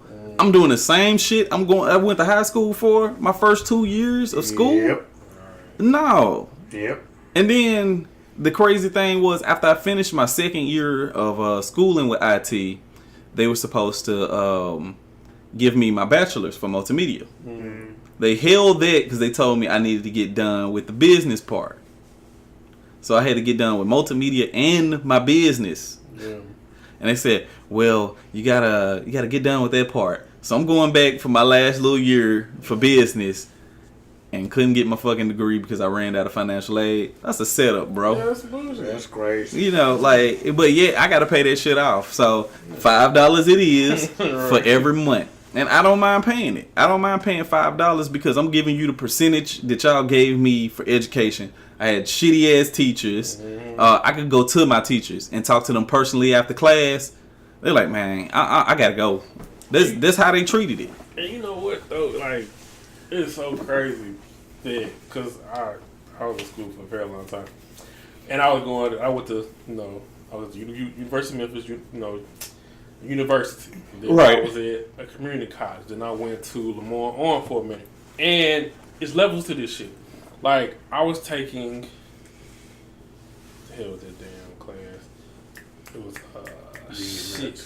It was a math class, and it had its own. It had like a lot. It was like word problems. Can't think of what it is. It wasn't calculus. Was it business math? It wasn't business math. It wasn't calculus. Statistics. I see. I hate that shit. That shit is so fucking stupid. It is, right? It really is. And I was like, this is swear like, you think you can know the answer and that just hella wrong. Man, it's like they got a whole language, the whole different language to this shit. Exactly. So, I went to Southwest for a minute, like in summer. I was bullshitting. It was summer time, so I was just like, whatever. But I went and I told the teacher, like, okay, I got a book already. You know, these books expensive. Yeah. And you trying to get back money, man, they be bullshit. So I'm like, I don't feel like getting another book. I got the statistics book here. Can't be the same book. He was like, yeah, you should be fine. Halfway through the semester, he was like, yeah, I wish I would have told you not to use that book. Like, they making it hard for no reason. I was like, what? Like, cause it's a university level book. Yeah. And he telling me they're making it hard for no reason. I was like, wow, that's fucked up. So whatever, I failed the class. And I went to Lamar Orange. Now, Lamar Orange, black historical college. I didn't know it was gonna be that damn small like this. Like, shit. But it was black historical college here in Memphis. Mm-hmm. So I'm there. I'm taking it from this teacher, and he just I don't know if it was because about my third time taking the class, or he just knew how to break something down, or it's just the fact that I wanted to do it at the university level. Because when I got to his class, I understood all this shit. It made more sense. I got an A after class. I'm like, what the fuck? Like, you know what I'm saying? So it's definitely like, just because you go to a university to school, they make it harder because it's a university. It was like, why would you do that? Like, just teach the damn class. Like, why you gotta make it extra difficult? Like, playing a video game, you put on super hard. Because, it's like, nah, bro, you gotta put it on normal. I'm gonna say this. I when I was at IT, I went through basic math, and which had calculus in it. And the thing was, the way my teacher, I cannot remember his name, he was a hell of a good teacher. Went through his class, I passed with an A because I knew this shit. Like, when he would say it, and I asked him, I said, is it cool if I record the sessions and stuff? Right. Yeah, go ahead and do that. Because, some stuff ain't going to stick until you get to see it later. Yeah. I love that about his class. I was able to not only record, but I was able to get it on my first try with what he was saying. Right. And I'm talking about, you could even raise your hand up, kind of pause for pause the class to actually understand. He cared about all his students. Yeah. When I got to my second math class, which was like legit calculus going into rocket science, we had a woman, she was Philippine. Oh. And she was A1 from the Philippines. Like, she spoke broken English and everything. Broken English, boy. And, I remember she was like, all right, I need y'all to just be writing this stuff. We speed writing. And it was like, when she would say 5, it would sound like pie. So we was writing pie on every goddamn thing. And the stuff she was saying 5 on, our asses was writing, we thought when she was saying pie, it sounded like them hoes was tick for tack. So we look up at the board real quick. She getting ready to erase the shit that she writing, but she's saying it out so she can remember it. Right. And we're like, hold on. Wait. You said 5? You know how you put the little 5 on the side and you have to do that times that? Like, so we all mad as a motherfucker. We gotta rip the sheet of paper we got out and rewrite down what she had on the board. And we were just like, from now on, you gonna have to tell us what you saying, because what you just said was not what we heard. And so everybody rewriting it down. Her class was so terrible that I think only 20% of the class passed. So she had told us, I know that feeling. She told us, because she was freaking out that cost her job if all of us fail. Like, if you only got 20% of your class gonna fail, that means 4 people out of the class pass. Yeah. No, I know the same feeling. Yeah. Because I took Spanish with one, and the funniest thing, we had Miss Gonzalez. I was gonna say, hold on real quick, because this is where it gets crazy. Go ahead. All right. If you could, like, for her last class, the finals was 90% of your grade. Like, she jumped it up to 90% of your grade was the finals for, because she was this fucked up about it, because she would lose her job if we could not pass it. Right. None of us could understand her. Honestly, I think the highest grade I already had in her class at this time was a C.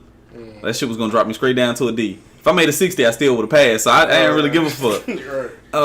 She was just like, if you can write your name on your page, that's 50% of your grade. That's how bad this was. And this was at IT. She told us straight up, if you can write your name, that's 50% of the of your grade right now. Mm-hmm. Meaning the only thing you have to do is get 3 questions right to get an 80 in this class, and you pass. Right. Meaning that if you were failing, you could pass. All you had to do was get 3 on right. It was one dude, he said, real talk, I don't know none of this shit. Can y'all please give me the answer?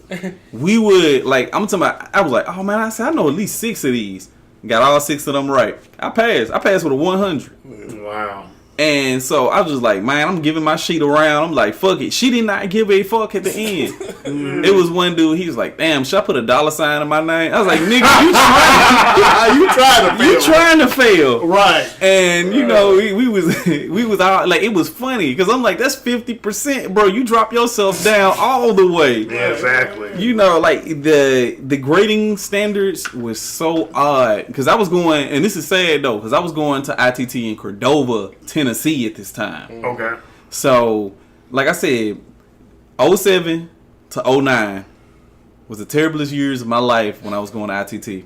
Like, my getaway was when I went to house and I just stopped worrying about shit. Right. Like, I remember my very last year, I questioned if I wanted to go back to school. Mm-hmm. Like, it was days where I would go to school and it was days that I was just like, I'm not doing this shit. It was like, it'd be that. If I said I'm not doing this shit, I'm literally not going for that whole week. Mm. So I remember one of my teachers, he sat down with me. He said, man, what's going on? Like, he said, you'll miss like the whole course and everything. And I was like, yeah, but I got somebody who records the whole thing. He's like, somebody recording in the class? I said, it's too late, nigga. I'm already I'm passing all your homework. Mm. And he was just like, yeah, but he said, that's the thing I was trying to figure out. How are you passing my homework? I had somebody recording the courses. That's why, like I said, half the time I didn't even have to come in with the test because the homework would be as much as the test was. That's how bad the grading system was. Mm. Like, my thing was, damn, I should be able to do no homework, come in, pass the test, and still be doing decent. Yeah. I could do the homework And that brings me up way higher than the test could. Mm. And because you was like, well, the reason I do that is because some folks are bad at tests. I understand that. But if I'm not even showing up to class and I get somebody to drop my homework off and write my name on the sheet, but yet you don't see my physical face, I just said I was in and out. That was literally my lie. I just told him, I said, I came into class, dropped my homework off, and I left. And like, I was like, that was it. I had someone else teaching me his class because he could not teach. Some people, I think that if you're trying to be a teacher and you want to teach, that's fine and dandy. But I think teachers should be tested on how well they can teach. Like that's a real ass thing, because my thing is I shouldn't have to waste $3,000 for a fucking class and you can't teach. And that's how every parent feel that same way, because if you look at it, like I was saying, we had Miss Savala, I think her name Salazar. I think Miss Salazar, she was a Spanish teacher. Me and one, my brother, we was in the class. Now, for like, I think for 4 or 5 months we had it, and then she went somewhere else, and then we had this other lady. Nice lady, but she spoke English like us. Yeah. But dumb. What I'm saying is dumb because her name was Miss Fox. And the thing about it was, I know race has nothing to do with she's a white lady, but do you know she had to say that we was wrong after one explained what that word really says? Like, no, this is how you say it. She's like, no, that's wrong. I'm like, but the niggas speak Spanish. What the fuck? Like, you know, how you going? That's like you telling me, no, that ain't how you say no. You know what? You know what? That shit happened to me when I was learning Japanese, and we had a teacher who was legitly arguing with a guy who is an exchange student who came over from Japan. That's what I'm saying. This man lived his whole life in Japan. I'm talking about, I knew it. He was like, yeah, I'm taking this course because this just, why not? Like, this is easy. And so, you know, he up here like fucking tripping his ass off. He was like, yeah, I know how to write the kanji and all this shit. He's like, bro, I'm finna pass. This class is easy. This bitch was failing him, saying the shit that he was saying was 100% wrong. She don't know what part of Japan he came from, but he need to go back and take lessons over there. Like, I'm talking about, she was going in on him. I'm passing. I ain't knowing shit. I'm making shit up as I go. I'm passing. I'm like, damn, is she getting us mixed up? Like, you know, I know you Asian, but, you know, I'm black. You know, I don't know what's going on. You Blackanese. I'm black. Exactly. That's how I felt at that time.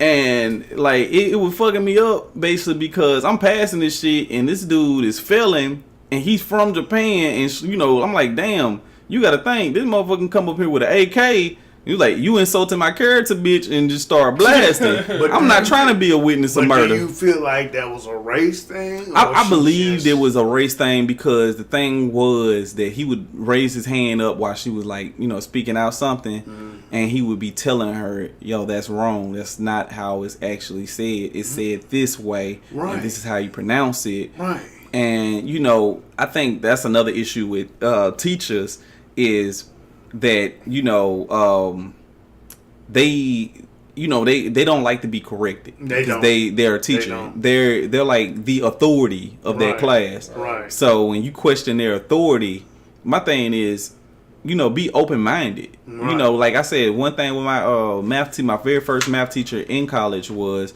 like I said, I did a few little things and also did algebra and calculus when I was in his class. The thing that set us apart was, it was one day he was doing it, and he straight up told us when the class started, he was like, look, I'm tired. Just work with me. And he had messed up on something. And, you know, all of us started raising our hands up. And he was like, yeah, you, sir. I'm like, that's actually supposed to be a 6 on there, and it equals out to be like 47.999. And he was just like, now, you know, wait, hold on. And he looks at it. And he's really good. He don't even need a calculator. It's a black guy. Didn't even need a calculator. He looks down and he pulls the calculator out because he said he was tired. Your brain functions different when you've been up for a few days. Yeah. And he starts like typing it in, and he looks up at the class and he's like, man, you know what? I'm sorry. He was like, he said we're gonna take 5 for the whole day. when a person said we're gonna take 5 for the whole, I've never heard that before. He said we're gonna take 5 for the whole day, and we done with class. And the thing was, he was just like, but I need y'all to still knock out that homework if y'all can. I said, teach, I can knock that homework out right now.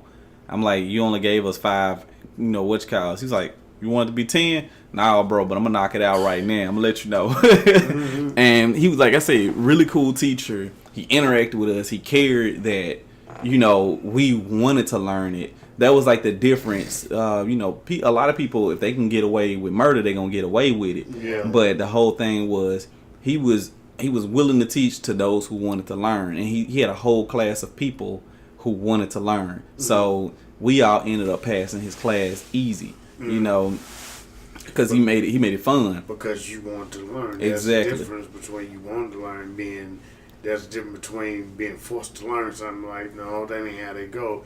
And exactly. I felt like with her, I'm like, he speak the language of Spanish. That's like, if we go over to another, country or continent, and we say, and somebody's speaking language, and we say, well, no, that ain't how you say it. In America, we don't say that word that way or say this. We say this. Yeah. You know what I'm saying? And that's like them saying, well, no, that ain't how you say it. But I'm from America. I would not say that. See, and that's the thing. We got to understand. What's so great about America, and this is what I'm saying. I'm not trying to say let's make America great again. What I'm saying is that we have so many different cultures and so many types of, religions here and everything. That's what makes America awesome, and I like. That's what makes America awesome. But not this other crap that's been that. Let me be honest. After you get done though, we're going to the next topic. I was gonna say we need to go to this, but I'm gonna say this though, and this is true. Nothing against Trump, but it's more social media putting Trump in the forefront than anything. Yeah, it's more social media putting us in the media than anything. Because if you look at it, real stuff is going on that's more important besides Trump, more important besides us getting killed by policemen and getting mistreated. There's more real stuff that's going on that we need to be focused on besides us as a group. That's why I say we have so much to offer here. That's why everybody come here. You have more people coming to other countries here because they like, well, they get to speak and do what they want. Well, we got to stick to this. If we don't, we're gonna get killed, murder. That's why he talking about the other worlds. That's what I'm getting. Where Trump is coming from, them shithole countries. Yeah. Because they had to be stuck. I'm not, for the people who think I'm sticking up for Trump, I'm not. I'm just telling you how I believe he's thinking. Well, it's not the fact that you're sticking up for Trump. Right. It's the simple fact that some things that he do, people don't like. Yeah. But then, my thing is, I don't look at the stupid shit that he does. That's part of his character. Yeah. But my whole thing is the good things that he has done. Right. Like I said, when he signed over the money for black colleges, that was great. Yeah. When he signed over, to stop North Korea and to help them dismantle their bombs. Yeah. That's great. Right. He literally did something that the past 12 presidents that we couldn't do when the nuclear missiles were an issue. Exactly. My thing is, I think right now, he's trying to dissolve the issue between us and Putin, which is the Russian president. Right. That would be 2 feats that no president has been able to do. And literally, they in both 2 terms combined, right? And he's doing it in the first one, right? And I like I said, I applaud him for doing what he's doing. Mm-hmm. That's the good stuff. Yeah. But like I said, what social media does is push all the bullshit to the forefront. I kid you not, and I'm not saying getting killed by the police is bullshit. Him tweeting about this bullshit. I'm saying they make it the main thing. So every day you wake up on social media, it's a bunch of bullshit that hits you before the real shit. And another thing. Another thing with the whole police killings. Okay, so now you notice with police now, a lot of them are starting to wear cams. My thing is, I think as soon as you are on the streets and you're in that uniform, that cam should be activated. That's my honest opinion. As long as that cam is on, it protects the police from a person saying that hey, the police mistreated me or doing racist stuff. Because sometimes, I'm being real, as black people, it was one guy, I think recently, it was recently, he talked about how a white cop discriminated him, and he's actually, I think, the president over like black culture type stuff. I forgot what he's over, but it has a lot to do with black history, culture, and stuff like that. And he was talking about how the police, said that, this is a new car, and I've never in my life seen, I'm a police and I buy cars, and I've never in my life seen a nigga, with a car like this. When the police footage came out, police walked straight up to his car, asked him for his license, registrations, told him he had the wrong tag on the car, and he was, the guy was saying, well, I put the truck tag on. They said all the information is being transferred on, and the police just politely told him, he was like, that's not how it works. He said you do have to buy a new tag, and just told him have a nice day, stay buckled up, and went on to his car. That saved that police officer from having to go through so much hell with what's going on. And like I said, when police officers are killing people for no reasons or because they panicking and stuff like that, that's a thing that actually is happening. But some people use that to their incredibility, like what they normally do. Like I said, have I ever been assaulted by a cop? Yay. This happened to me before. I've been patted down and a police officer has A1 grabbed my nutsack and said, what that is? I said, well, you got my dick in your hand and you got my balls. Like, I'm dead ass serious. Yeah, like it's happened before. And it's just basically because, and he was like, oh, I thought you were someone else. I'm dead ass serious on everything that I love. When they scan your license and stuff like that, your picture pops up on there. There's nothing that you can do to lie to them. All your information pops up on there. But like I said, the funny thing was it was a black cop. So it's always funny because I normally catch hell with black cops. I've never ever in my life caught an incident with a white cop. And so I just like it's cops of your own culture sometimes. Like I said, I'm not saying that it isn't any racist white cops out there. Of course it is. Of course you got plenty of black cops too that don't like black people. Yeah, and I feel you on that because I said this here in Memphis, and not saying it's not racist, but I'm just telling you the truth about me. But every white person I encountered with has been nice to me. Ain't trying to do nothing racist and slick or nothing. But it's crazy that I'm seeing all this shit on TV, social media, how white people snitching to my... Here's the funny thing, and this is what I think is retarded. The family barbecue, that shit was funny. That was funny. But not only that, is the white woman called the cops on the girl who was selling water bottles. I was saying, bitch, if you don't get off my phone on my line talking about, that's people who can be dying. And you talking about a girl selling a black girl selling a water bottles outside because she don't have a permit. You don't have to have a permit. You have kids selling lemonade all the time. I would say, bitch, get the fuck off my phone right now. Like literally, I should come and arrest your ass for holding me up.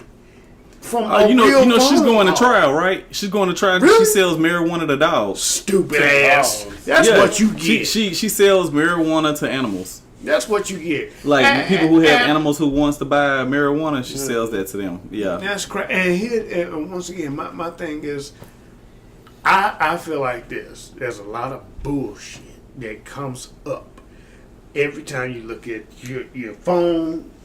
The biggest thing is your phone. Like so once you look up social media, you're on Facebook or you're on Tweet, Snapchat, Instagram. You see a bunch of bullshit. Yeah, and you got so many little of good stuff. This white police officer, older white police officer, pulled this guy over, white guy. He was talking to him. He had all these motherfucking guns in the front seat. passenger seat. And he was like, "Oh man, what kind of gun you got there? Oh, that's right there. Oh, that's cool. That's good for hunting. That's good for this. And we was like, goddamn well, if it was one of us, put your hands up. Right now. I need you back up. Adam 12, whatever the fuck it is. Like, they would have instantly been like, all on the news, somebody would have been dead. He had a gun. Yeah. I got scared. But I'm going to say this, and the thing that's sad about racial profiling does exist. That's right. Simple. We're not stupid at that. If I had my friend Clay, which is a white guy, walking down the road with an AK just strapped to his back, he probably would, police officer probably would question him. But if it's not against the law for him to carry an automatic weapon on him, then there's no real issue. He was just like, hey, I'm just using this for my protection. It's legal here, all of that. It's all good. But if I was to do the same thing, I know I'm going to get in trouble. It should be common knowledge that we can't do certain things that. And it's sad, but it's a true factor because we're looked at in a different way. Like, I know the profile for the black guy who got shot, then they handcuffed him after he got shot up. I forgot what the young man's name was. But the whole thing was, they said he was aggressive. Now, mind you, there was footage of all of this. They said he was aggressive. They said that he was a built buff guy. The guy was chubby. He wasn't built. He didn't lift. Yeah, exactly. Tell me this, though. How you get from your backyard and you thought somebody had a gun, so you shot him 24 times, and I thought he had a gun, so you shot him 24 times to make sure he was dead, or make sure he pulled the gun out? Because I didn't understand, like, if you really thought, I don't care if a person do run from the police. Here's the problem that I had. I'm gonna say something after you get done with it. And this is the truth. How do you go into a movie theater and people are sitting there watching Batman, getting ready to watch Batman? You shoot up almost everybody in there, and they catch him and put him in handcuffs. You see us outside drinking some tea or something, what's in there, and we refuse to show them. We get shot up about 50 million times off of that. I'm trying to figure out, so what's the difference between that guy who shot who actually killed some folks, between us saying, well, no, we ain't going to show you what I'm drinking or eating or anything. I'm going to say this. It's still racial profiling. Those are racial profiling. Yeah. Like, there's no way around that. It is what it is. You have a white kid who can shoot up a whole entire school, but let a black person whip out a gun one time and he gets shot. Those are things that are going to happen. That's one thing that's not going to change. Is always going to be a black guy. There's no way you're going to comprehend a black guy, in there. But the thing was that, with a white kid or an older white man, they shoot somebody up. I think it was one guy, like right after the Trayvon case. Yeah, right after Trayvon's Martin case, there was another guy who was just like, oh yeah, I can go out and shoot a whole car full of black people, and he actually did it. Like, confessed it to his girlfriend. His girlfriend was the one who got him arrested, because she was just like, she stopped, fucking with him and all of that stuff. He was like, yeah, he was like, the guy who killed Trayvon did it. I know I could do it. Shot up a car full of black people, killed the majority of them. One survived. He ended up in critical condition. That is, that right there where they arrested him. I think he ended up the guy ended up killing like 5 people in the car. It was SUV. It was an SUV, so it was 2 other people in the back. He killed 5 people in the car, and 1 person in the passenger seat up front. The bullet ended up missing them, grazed their chest, and they ended up getting hit in the kidney. They survived. Out of all those folks, they end up they killed. He didn't get life. I think he has like 14 years or something like that. My thing is, if you kill anybody like that and you doing that, you shouldn't be considered temporary insane or anything like that. You should get either life or the chair for it. It's that simple. I'm gonna tell you something, and we're gonna go to the California question. Okay. What was so crazy? I was watching last night with my sister, the Denzel movie, and he was a lawyer. Well, he was the guy behind the lawyer who was doing all the work. Right. because there's always the guy who's always shining or whatever. Mm-hmm. Notice how there's always somebody behind that guy. Yeah, there's a lawyer. There's always he had the lawyer got sick and he was really bad. He had a heart attack or whatever. Oh, gotcha. Or whatever. So Denzel was talking to one of the clients. The client was telling him, he said, hey, he was saying, no, the judge, the lady was going to give the young man. Now, I want you to notice something. You're 17. Until you're 18, you don't go to jail. You're 17, you're supposed to get juvenile. Mm-hmm. He had a breaking and entering. They said the lowest thing that they can do, because he was black, the lowest thing they can do is give him 10 years in prison. So you mean to tell me he breaking and entering, haven't killed nobody, but he get 10 years imprisonment, where the other guy, he shot old couple and took some money. He got 2 years. 2 years, and I think 1,000 hours of probation, if that's how you do it. Probation, and that was it. And I'm like, so you mean to tell me he get 10? So would it have been better for him to kill the old people then? Because I'm trying, if it's not a racist thing, should I kill somebody? That's what made me say it next. So if it's not really racist, should I go and kill grandma and grandpa, take their stuff, and get 2 years and 1,000 hours of probation? And like the thing is though, it is the whole justice system where they say, oh, the justice system is blind.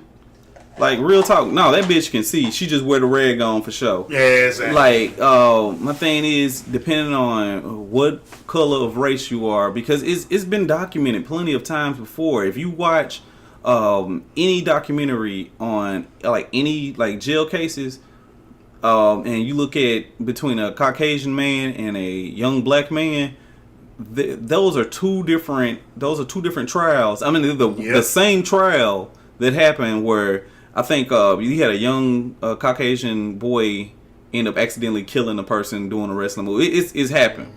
And then you had the young boy who did, I think he was mentally ill, and he also did the same thing. These are two different cases, years apart. But I think the Caucasian guy, he ended up getting, I'm trying to think, he ended up getting a year in juvie. And then I think he ended up getting like 10 years on house arrest. So meaning that his education and everything is paid for, but he's at the house. Mm-hmm. 10 years, he's straight. Mm-hmm. You don't even go through a full 10 years. Like, shit, he was already, I think he was like 7. So he's going to go all the way through high school and college. And he's straight. I mean, well, all the way through middle school and high school, and he good after that. Mm-hmm. His whole entire life is already set up good. And then homeschool, he gets to jump grades if he wants to. Mm-hmm. So he didn't even have to worry about it. House arrest, what was that? Just a little boot on my leg? Right. But yet you had a kid who did the same thing, a black kid who did the same thing, yet he was mentally ill doing the same thing. It should have really fell on the parents because she should have been watching him. Mm. But this kid gets life in prison for that. Mind you, mentally ill and going to an actual jail, and I think he was 10 years old. Mm. What type of shit is that? Right. You getting life? My thing is, if you're gonna say you're gonna treat everything that's supposed to be treated equally, that's a lie. Like I like it is. But like I said, certain things about not everyone, because the one thing I don't want people to leave with, not everyone is racist. Like I said, I have plenty of white friends, I have plenty of black friends, I have plenty of Asian friends. And, I don't talk to all of them all the time. Like I said, a lot of people who do come over my house are a majority black because, that's what I'm around. I'm black, so. But like I said, I'm Southern. I live in the South. This is Mississippi. Like all of that stuff. I am a Southern guy. Like I love Mississippi. I've never, compared to going to Memphis and all of that stuff, I've worked in Memphis. Well, I worked in Mississippi and then went to Memphis. It's two different elements. That's way, like, I can go in, I'm like, hey, how you doing? And the folks be like, hey, how you doing back? I'm white and black. Like, hey, how you doing back? When I wave, motherfucker wave back. It sounds so stupid. But let me do that, like, somewhere in Memphis where I'm waving. Motherfucker be like, who the fuck are you waving at? Like, it's a way different feeling. Like, it's not it's not as friendly as I thought it was. But like I said, I don't live my life in Memphis and stuff like that. And you know, you have to be hard when you have to be, you know, tough and all of that stuff. And I actually know those folks. I'm best friends with the lead singer.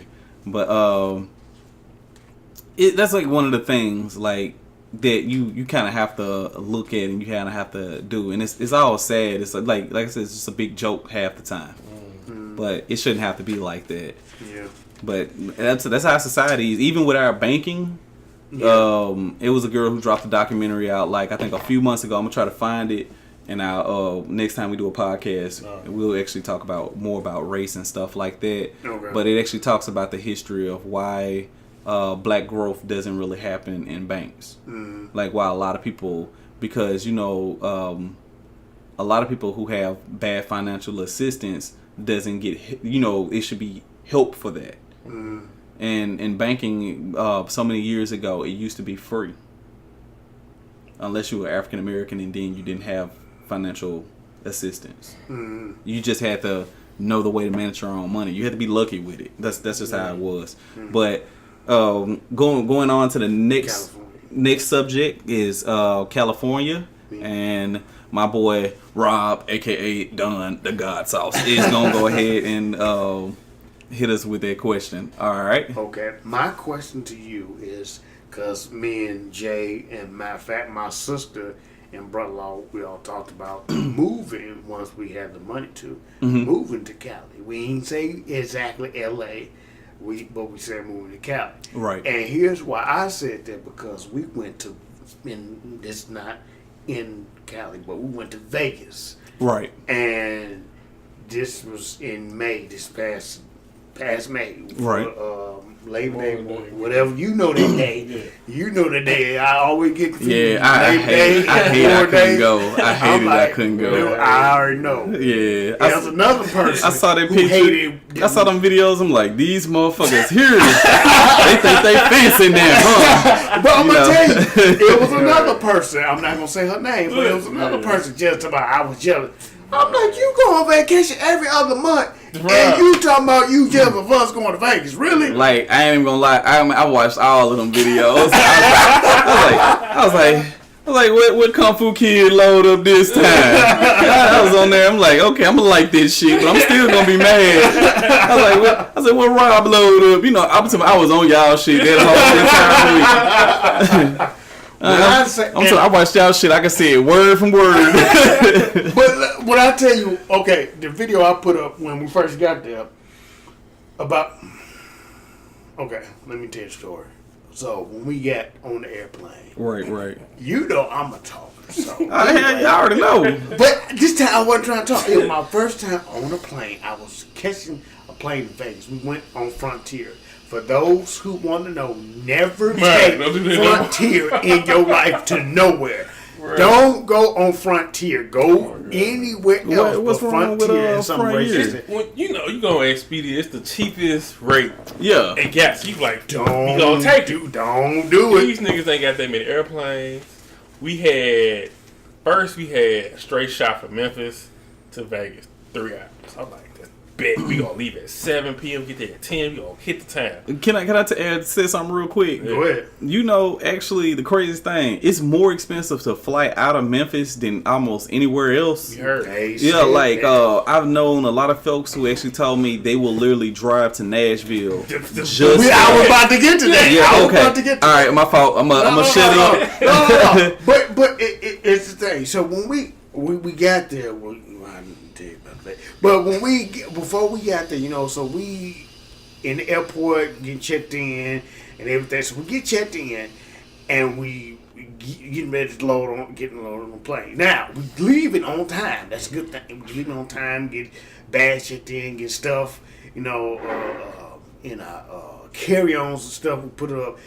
So me and Jay didn't get the tickets on the way there. We didn't get the same seats. Like he's only one row in front of me. He's really in front of me, but he's by the window. I'm in the middle. There's another guy. Damn, they put you in the bitch seat?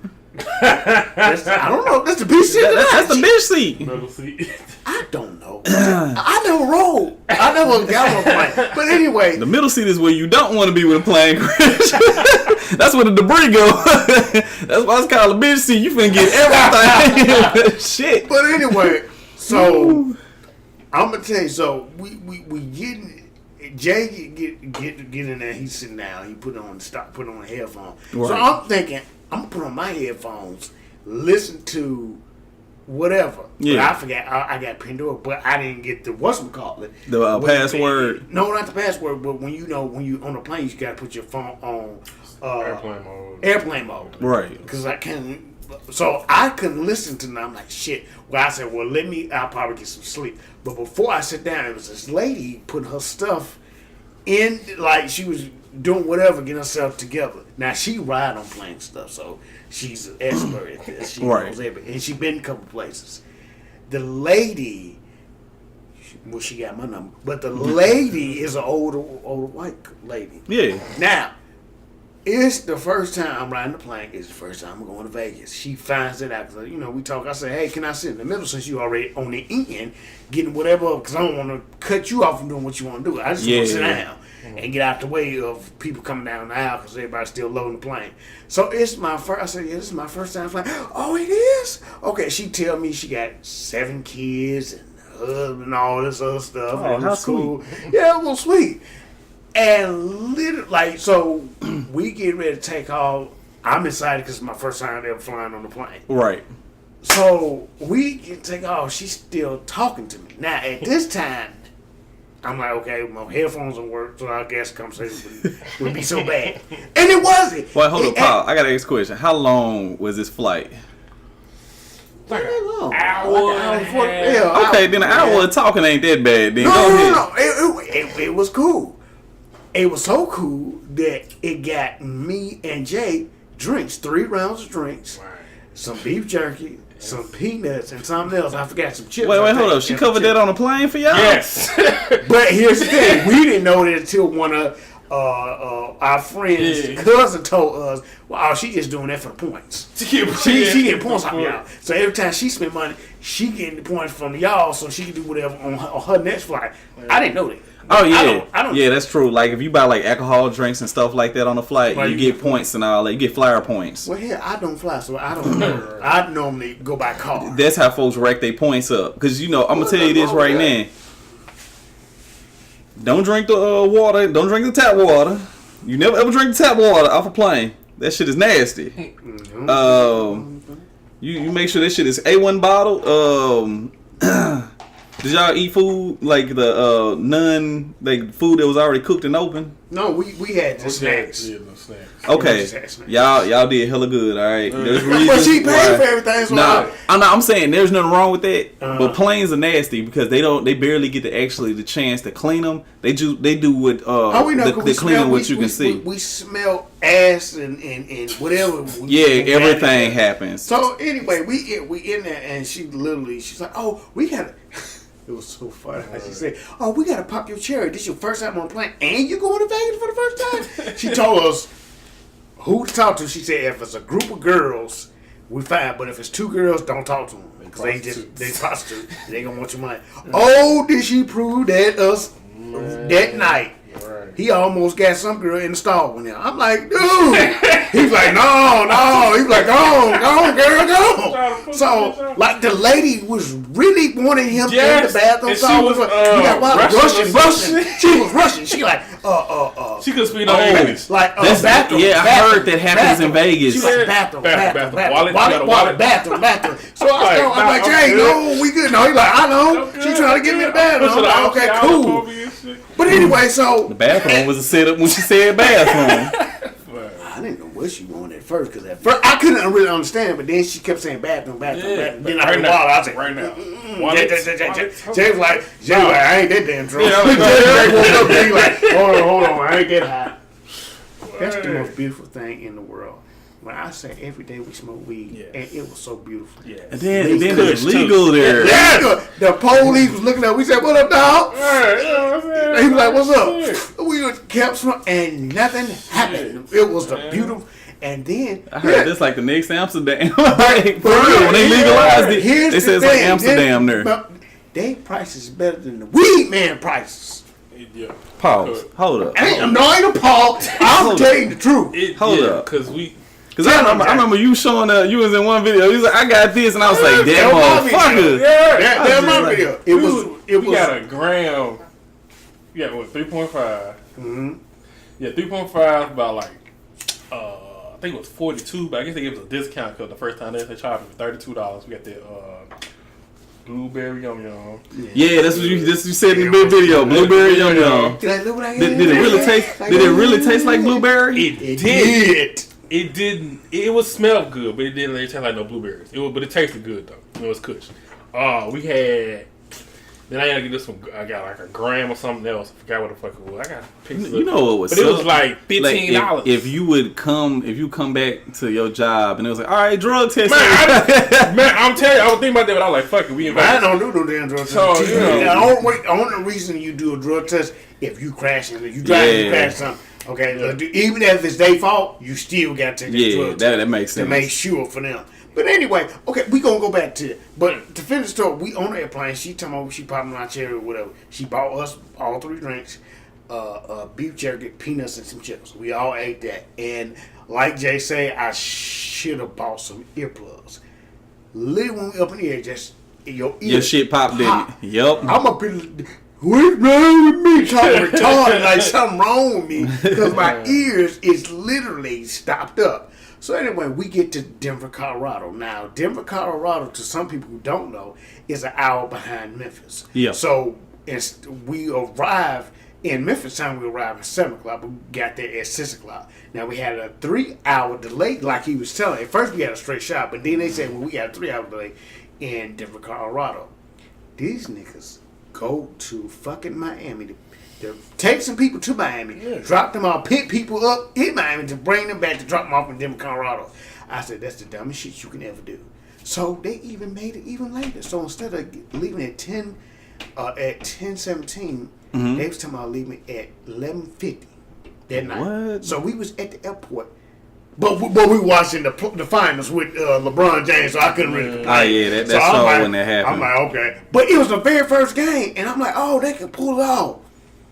Except to what's retarded ass. We ain't even gonna bring that up right now.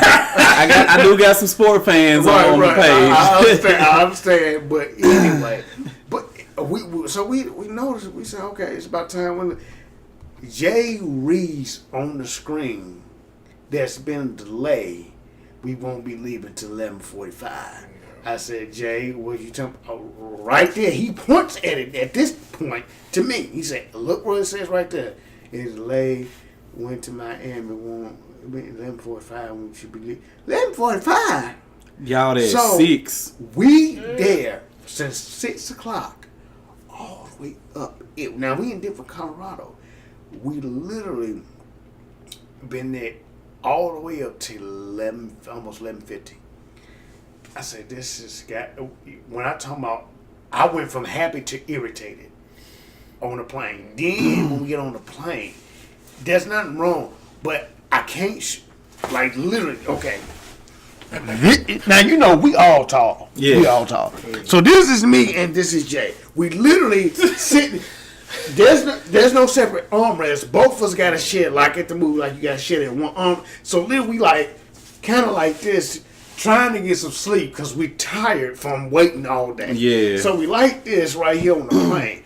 Legs couldn't really move too far because the seat is right here to our legs. Yeah. You know. So literally, I'm like, oh my God. We didn't get there till almost about 1:30, 2 o'clock in the morning. So when we get there, we hungry. I say I'm hungry, Jay. But when we get to the hotel, beautiful hotel. At Stratosphere, shout out to Stratosphere. Y'all good hotel. Love y'all.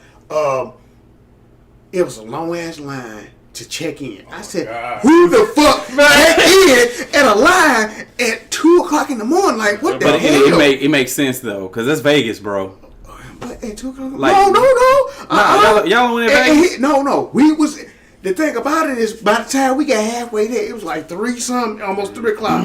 And the line was short. I'm like, what the hell just happened? Like, the line was long when we first popped Vegas don't sleep. Everybody got to take a nap. But anyway, so we get signed in. We go to the room, right? And literally, we get to the room, and we say, okay, we hungry, we gotta get something to eat. Lucky they have restaurants in there. They had McDonald's. Right, they had right. a place called Chicago Dog or whatever. Chicago had some food there. It was other couple places that was in there. So we was going to McDonald's at first. Why the hell McDonald's closed when we get there? I said, y'all supposed to be 24 hours. No, we're not in here in Vegas. We're not 24 hours. We stay open to about, I think, 2 o'clock in the morning. 2 o'clock in the morning.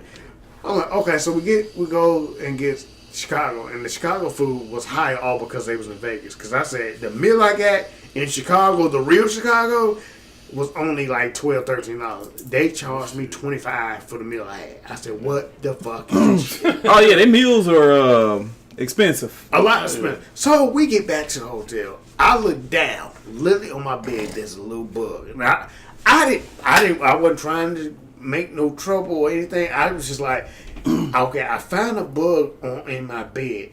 Am I going to have to deal with this? Because I want to know. Because I don't know how much sleep I'm going to get tonight. Mm-hmm. Do I have to deal with a bunch of bugs, coming in my bed? It's like, oh, I'm sorry. Well, what we could do is we can send you to another room. So they got on the phone with Jay because his name was on the room. Right. Mine really wasn't. Not saying he man, but his name was on the room. So they talked to Jay, and Jay said, dude, you got us another room. I'm like, for real? He's like, yeah, we going up to 22nd floor. All right. We go to a better room than what we had at first. Bigger TV. Nice beautiful bathroom. I'm talking about. I said, damn, this shit is the shit that make you feel like you in a king suite. They must got y'all like a suite. It was like a suite. Yeah, so anyway, I was 2 for 2 for that night. Right. Drinks on the plane and then this. So finally, I'm start talking to old ladies, man. When I get on the plane. Told you, old women like me, so all my old women love you back. But anyway, so when we get in the hotel. Right. When we get to finally we got there. I finally eat my food because I was hungry. I said, you know what, I'm hungry as shit. I gotta eat something. Jay kind of ate all his food, so I finally eat mine. We had a nice hotel, and we didn't wake. I thought we woke up late. Do you know we still woke up at 11 something? The time difference. It is so lovely over there. It is. Oh my 2 god. hours behind. 2 or 3 hours. 2 or 3 hours behind. And then, like I said, when we went to go, okay, he said, well, what we're gonna do now is we're gonna go and get some weed. I'm like, okay, cool, we go get some weed. We went outside. I promise to God, it said on my phone 94 degrees in Vegas, but there was no type of mugginess to it, so I wasn't sweating. When it's hot, as soon as I step outside, I'm full of sweat. For folks who do not know, in Memphis and Mississippi, we have humidity. Yes, it is. Like I know in other places when it's hot, it's just that heat with that cool ass breeze going behind it. Then, if I'm not mistaken, Vegas is next to. Is it next to the ocean? Next to the ocean? Yeah, I think so. You getting that nice ass breeze from the ocean too. You are, man. Yeah. But this is what I'm bringing up the California thing. But so when we do that. When I say it was so, that's why I made the video. I said, okay, Instagram, you ain't gonna believe this, but it is not hot here at all. Like, I feel like the sun is just out. It's not cold and it's not hot where it's like unbearable. Bro, we replanning the trip next year for Vegas. I'm letting y'all know that now. Y'all tell me now, we ain't doing that shit. I'm like, y'all some hating ass motherfuckers, bro. I'm like, and here's why you probably gonna say we hating ass niggas, because our next vacation is to LA. That's why the California thing, because we went, like I said, we actually going to move out there, not to LA, but to Cali. Me and my sister said, and that's why I said, would you ever move out to Cali? Okay, go for me, because I'm like, it's the weather, the weed, and he said the weed. It's a family channel. I'm just lying. I'm lying. I've been saying fuck for a minute. So this family. Oh, I'm sorry, kids. No fuck for you. I mean, no freaky. Yeah, no freaky. No freaky. But I heard they was trying to get weed as medicinal here in the state of Tennessee. That's what the thing is, and right now in a part of Tennessee, I think it's what's it called? It's in the mountain area of Tennessee. It ain't Chattanooga. No, not Chattanooga. It's right up there. Knoxville? Not Knoxville. No, it ain't Nashville. Damn. I ain't gonna start that fight. You know where they got the bears and stuff at. And it's one part of Tennessee with the bears. Is the amusement that that park that had burnt down a little bit ago in Tennessee? I cannot think of it. Right now they have a dispensary up there in Tennessee. How far is it? Folks were telling me it's like 2 or 3 hours away from here. Okay. Like a little bit. Like it's like you going, I guess, leaving Memphis, you be going in the direction of Nashville. It's a nice area. I mean, it's mostly laid back. Okay, cool. It's fire your car. I have to find it. But we'll have to. In fact, I told him today. It happened last week. I got the glass blunt. No more rolling for us. I got the glass blunt. We just put it in there, and then I got the thing that cleans and everything. I could have got you an automatic one of those. We ain't gonna talk about that what? right now. That's awful. We turn the microphone off. Yeah. We gonna talk about that because you done made me waste $20 on the motherfucker. I could have got that for you, like. We gonna talk about that off the microphone. Wait till the microphone off. Yeah, I'm trying to get into the selling of the products that you would use for it. But go ahead with the California. Like, what would you do that or? My thing would be like I would have to honestly go to California and see how I like the vibe of California first. Okay. The California vibe has to be, if not better than like the hospitality I get in the South, it has to be a little bit better than that. The thing is too. Prices for that, that has to be it had to be a little bit cheaper. You know what I'm saying? I think it is though. Give them the dispensary. I mean, dispensary. It depends on which one you go to because we went to 2 different ones. One was called I forgot what the fuck it's called, but it was straight like a gram. Essence. 15. What they call Essence? Essence. A gram was like 15. Motherfucker, look, we're gonna go to Cali first, and then we're gonna set another trip up. We're going back to Vegas. He said, "We gonna go back to Vegas. Definitely gonna go back." We're gonna have to do both of them next year. All right, I'm putting back for both. And let you know. To whoever who listen to this, and I'm not talking. If you live in Vegas and you listen to us, I'm not talking about you. But I'm gonna tell you one thing that I was really disappointed on. The MGM Grand was disappointing. Bro, the MGM Grand. It's like the horseshoe here. It was. Really? It was. Because I've heard so much hype about the MGM. It's because they might have like a bench there, but no, that's for Floyd Mayweather and them type of money. Oh, when you do that, you got that's another level on there that we ain't allowed because we ain't that type of money. Yeah, because I know. But on the main floor where everybody else at, yeah. I said shit. Strategy look better than y'all do. Yeah, so folks was telling me that Treasure Island, because I was talking about MGM a while back, and someone was telling me about Treasure Island. It's like, nah, bro, Treasure Island's better than MGM, and I was just like, it probably is. I was like, what? And they have hotels in there too. It's like hotel, casino, movie, theater, and something else is in there. Well, Stratosphere had 2 different pools. They had adult pools, and then they had regular pools. Yeah, they said that's how Treasure Island is too. They have like restaurants on the inside and like mini strip malls on the inside as well. Oh shit! Then they have the level of the casinos itself. But what I'm saying, Kung Fu Kid, you think you hook us up again, bro? I got you. No, I'm mad at Kung Fu Kid's mom, but I love her so much. Man, look, if everybody would have. If everybody would have actually pulled their weight, that is true. We would have went. We would have had like that. My shit still fucked up, but you know what? I was mad as fuck. I at the last minute, like I had got a big ass nice check, and I'm like, bro, I could have went. Like you don't understand how there was like a kick in the nuts for me because I had all this money, and I'm just like, what the fuck I'm gonna do with it? And I was just like, I was depressed. That whole week I had got depressed. because I was just like, damn, my niggas up here. Man, I can't. Damn, I could have went to Vegas. This how good Vegas is. That last minute, I ain't even finna lie. I was finna actually hit one of my cousins and be like, hey, yo, is there any way I could go up to like Nashville and get an airline out there cheaper? Like, I was just going like, I'm gonna meet up with them, but I'm gonna bum off out of the room. I was like, you could really, you know, man, no, because they killed my soul, I'm like, for real. this, though, and this is how live Vegas is. It doesn't sleep. It doesn't sleep. No, yeah, Vegas does not. That's what it's literally. But when I say, truthfully, we did this, and you might think, oh, this man, I wouldn't have did that, but we had to. We got up around about 11:50, 12 o'clock, or whatever. Got up and got some breakfast or whatever. I would have hit the blunt. That was the first thing I would have did. I'm like, blunt? well, I'm in Vegas. Oh, we did every day. We did. Oh man. But what I'm saying is, we ate first before we hit the blunt. Oh yeah. Then we hit the blunt. Then we went to the pool, and as we go to the pool, you know, chill, vibe out or whatever. Then we go back to the hotel, wash up, put on some regular clothes to go hit the town. Now we hit the town by 2-something.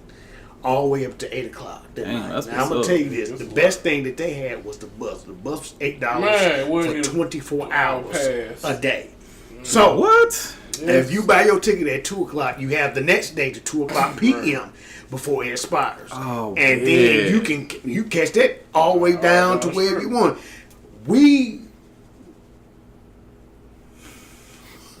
Go ahead, bro. I want to hear it. We walked the first time. Man, we were like, we thought we halfway walked. Yeah. The dude was like, no, y'all still had another 3 miles to go. I'm like, shit, we ain't made it halfway. They're like, no. Yeah, we didn't go down the whole strip. We ain't go down the whole strip, but we walked. But we walked the high off, and then we had to walk back. Because we didn't know about the bus until somebody told us what the bus I was like, you. man, I can't do this walking shit. We got to find something. Yeah, we gotta find. And at first, I was like, you know what we should have did? We should have rented a car. I said, because let me tell you this before you say that. Because I don't know a lot of folks who rent cars when they hit Vegas. Look, I'm gonna tell you this: when we first got there, the fucked up part was we said we got there, we waiting on the bus. Dude said, well, the bus don't come another 3 hours. I'm saying, ain't about to wait at the airport no 3 hours. We can take a taxi. Took a goddamn taxi. Nah, taxis are stupid. No, taxi. My ass. They know when you out of town and they know you ain't been here, they got your ass. They taking you the long way. The guy was a great speaker. He was like me. He could talk. And he's showing us different places. Oh, you can go here. Right. And then it was some basketball tournament. That man was showing y'all the shit. But what called me and CJ was, he said, the basketball, he's like, the basketball tournament, well, I think it was $2,000 to $3,000. We like, oh shit, that's a basketball tournament we can do. That he can play the game. Video game. I said, Jay, you need to get on that so we can win some money. Yeah. By the time we reached the hotel, $48.50. I said, for fucking what? The whole thing talking. Things are going up. Instead, I know we're still hearing it. You know what though? I ain't even gonna lie. That's actually pretty good though. Like, how long away was y'all hotel from the airport? We don't know. We truly don't know. Like, I ain't gonna lie. At the same time, that's pretty good. Ding was getting on my nerves. Okay, motherfucker. I keep seeing it going up. I'm like, how much? And then when we get to the hotel, wait, was that $42 a piece? No. For the shrimp. They like a tip. But what pissed us off was when we got to the hotel, the lady said, "Well, we still owe some money on the room." I'm like, wait a minute, we paid. And it's like when you pay for the shit on Expedia, it'll tell you that the $149 is what you pay when you go to the front desk. But it says it's included already when you pay. Cause I did the math. I'm like, why the fuck you add up to this? I did the math. Like, okay, it's already in there. We get there. I'm telling her, nah, I already paid. She's like, nah, you can't pay them. You gotta pay us. I'm like, but I already paid. They told me it was already in there. The fuck you talking about? She was like, no, sir. I was saying, like, you have to pay us here at the front desk. That's not how that works. And I'm like, but they say I already paid. It was included. Yeah. So I had to pay again. We fucking got to the damn room. Man, what pissed me off? Not pissed me off, but this. So wait, y'all had my fault. I don't mean to cut y'all. But you telling me you paid on Expedia, for the room, and then you have to turn around and repay again. Yeah, exactly. Damn, Expedia hitting niggas up. But this is what happened. I kind of got upset at Kung Fu's mom. Like, yeah, we would have had the hotel. We wouldn't have had to go to this. Now, wouldn't we? But see, that way, I ain't gonna blame her. I'm making a joke. I always mess with him, making a joke about his mama. But I'm like, we would have had to go through this. I love you, mom. I'm just letting you know. Right. You know, Mama Jones, you know I love you. Because she actually fought that same night. Yeah, the next day she called. What you mean? What you mean they can't let you on? Oh, hold on. She called him. Said, hey, y'all got him in the room and all this other stuff. So they knocked the price off the room when we found the bug. They said, we're not going to do nothing about that room. We're just going to charge you for the rest of the nights. Yeah. So his mom would literally get on the phone. Yeah, that's a problem. That's a good mother. Yeah. When you do that, mom called. What happened? Hold on, baby. Click. Call click. What y'all talking about? Y'all better not have my baby and all this other stuff. You know, next thing we know, we get a phone call from mom. Yeah. Mom was saying, "Oh, she got us some vouchers. Our carry-on liquors and shit." So I'm like, okay, cool. The layover shit was some bullshit. That was cool. So I couldn't really say nothing. That's why I say I can't really be mad at his mom because his mom really does help out. Oh yeah, when she go in on him, she go in on him. Yeah. So like I said, when we first got there, it was hell because it's like you tired from that plane. You finally get off, then you finally get to the hotel, and we was tired as shit. When I say we was tired of shit, because at first we was like, we might still go out. I'm still full of energy. Then it just died. Nah, that truth hits. That truth hits. Oh, it does. And we said, fuck this. I remember when I'm getting my ass to sleep. I remember my third time going to Atlanta, and I'm talking about I didn't even drive. Like Hun had drove. The good part of Atlanta, not the gay part. Yeah. But she, those who don't know, but on the trials. You know, I went there, and we had went to like this mall is like an outlet. You know, you just walk around and all that stuff. Real nice. Man, I did all that walking. My mother-in-law was with me. We had a good time. Man, I hopped in that car. My mother-in-law was driving. First thing I did was just go straight to sleep. I fell asleep in the car. Woke up again. We were at Joe's Crab Shack. Boy, I got that crab pot. It was a bucket, really. Man, tore that stuff up. Got more sleepier. Fell asleep in the car again. Woke back up. Hopped in the bed, went to sleep, didn't wake up until like late that night, and then I think me and Hun had went out. We just had a good ass time when we was out there in Atlanta, but I want to try out Vegas though. I said I'm gonna have to bring me some damn B12 pills or something.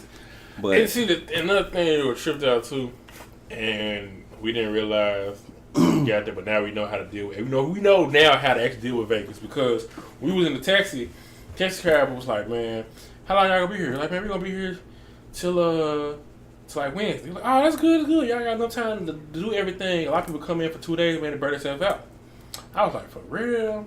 This shit is actually true. Niggas come. That's why niggas be like, they don't sleep. Because they pay so much money and the hotel's right on strip because the Stratosphere is like right outside the strip. Right. And it didn't cost too much. That's why we chose that. We didn't have like a deal going on. But like the real other big name hotel, that's what everybody staying in. Those was expensive as hell. And then the clubs, $80. No VIP.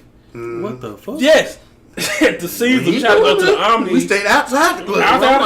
Hey, I would have been outside there too. Long as the music. Hey, right. We want to go to Club Rehab. They talking about $80. So it's like you got all this money you gonna spend. Might as well just be there for 2 motherfucking days.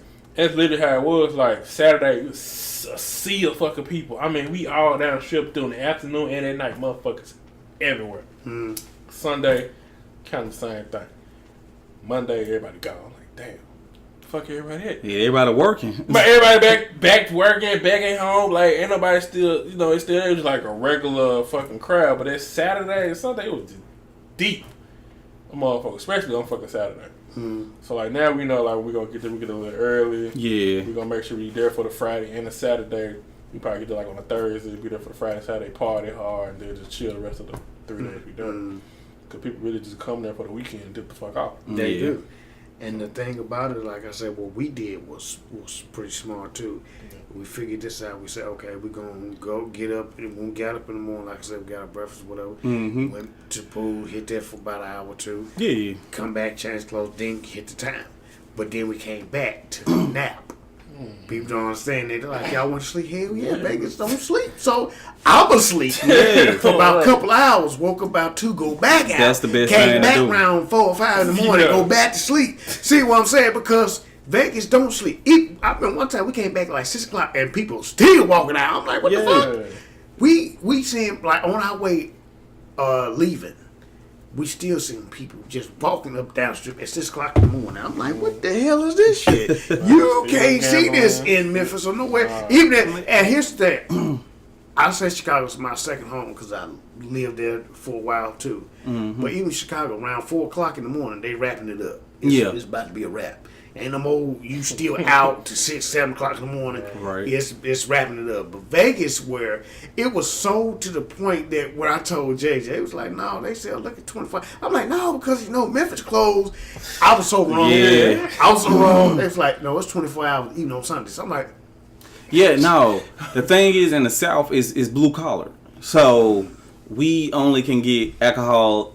But so I many heard they hours. about to change that though. Yeah, next year. Yeah, they about to change. They trying to stop that whole. Cause it's been like this since Prohibition. Right. Back, it didn't make sense to me no way. Before Prohibition, you could get liquor and everything every single day, any time of the day. Right. So that shit, if they do change it, that'll be love, man. That'd be some of them days, you get off work and you get that free day off, but it's late at night and you just like, fuck, man, I ain't gonna be able to get nothing. Mm-hmm.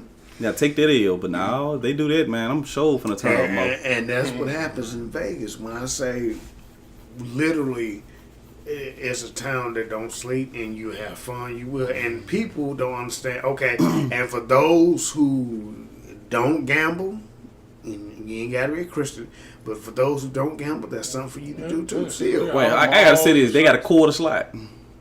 Yeah, everything you want. $5. But let me tell you a story. 500 Let me tell you a story. Oh, you know I'm gonna tell it. Let me tell you, Mr. Greedy over here. So he's sitting down, should I say? I'm just with him because I don't really gamble like that. Yeah. But he's sitting down. He playing $5 blackjack. Okay, cool. He put 20 down. Okay, you get $5 in chips, and that's $20. Yeah. So there's other people. It's like 5 other people with him plus the dealer. Now, if he lose, it wasn't to nobody else but the dealer. He would actually beat everybody else. But Mr. Greedy Dum Dum here would double down and get greedy and try to make more than he should. I'm like, dude, you playing, but you playing against yourself more than the dealer. I said, you see your weakness, it's the damn dealer. He still want to play the fucking hand and act like, oh, I got it. Okay, the first time, all because that one time he got it. Let me make sure this comes in what happens though on the microphone. The first time he got it, he was good. Then all of a sudden, every time he did it, that shit go blooka, blooka, and I think this nigga lost about $100 on that damn table. More than that girl, more than that older lady who came in with a straight $100 check. She brought about $200. Every time check. Hey baby, how you doing? Go ahead, put your $200 like it wasn't nothing. Let me get this straight. You started off with $20 at the blackjack table. I came in hot. And he had $45, and all of a sudden, and I started like, I'm like, I ain't even gonna myself. I'm like Hun to tell you, I'm Jewish when I come to like playing at the casino. Like I will play at the casino. I have a certain amount of money that I spend. Period. When I'm up at the casino. Like I will only spend like about $80 at the casino. Like when we had went to the one in Arkansas, like I think I ended up, I was just because it was a good day, and for some weird reason it was like I could read the machine. Like I knew how much I was finna max out at. I said, Hun, this finna be it right here. I went clink. That just said, it was a little quarter machine, $100. I told her, I said I'm gonna have to play 4 more. I said, I promise you, I'm gonna get some more money. She was like, well, play with my money. She didn't spend all her money up. She just had like I think she had like $10 left, And she done spend her $80 down. And I was like, all right, I got you, baby. Put her money in there. Boop.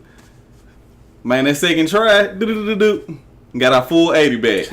I was like, all right, we done. I just put the money in my pocket and I leave. Like, I do not, like, she'll tell you, when I win, my winnings go into the opposite pocket of what my spending money is.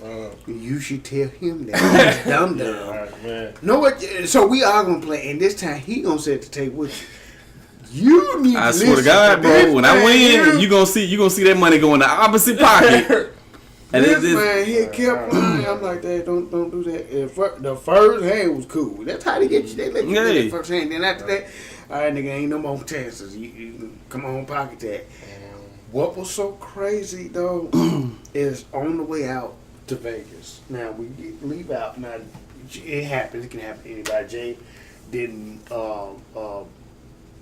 check in before we got to the airport the first time, but that's cool. Now the lady, it's two stories to this. The lady said, "Well, we really got there like at 7:05, and the plane leaving 7:45."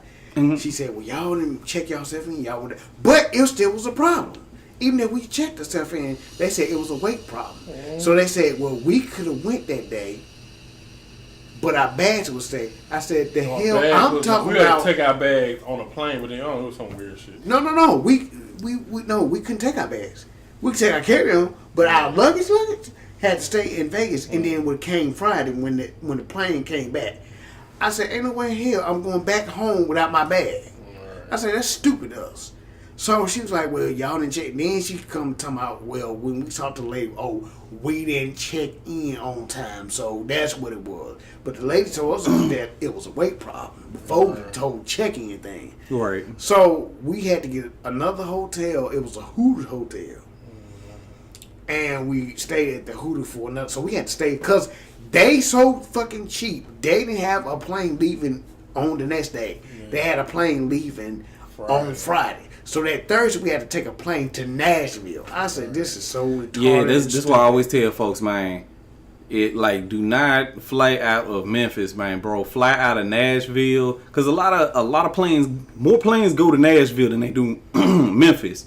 The planes that do fly out of Memphis are fucking expensive. They charge more for whatever weird reason in Memphis to fly out. I don't know what that is. I think it's just because they know a majority of black folks stay here, so they just like, why not charge them? But like even like a lot of my white friends will tell you they'll fly out, and they'll drive to like Nashville or other places just to get a cheaper flight. Like if you like look online and stuff like that, all that shit will tell you go somewhere else.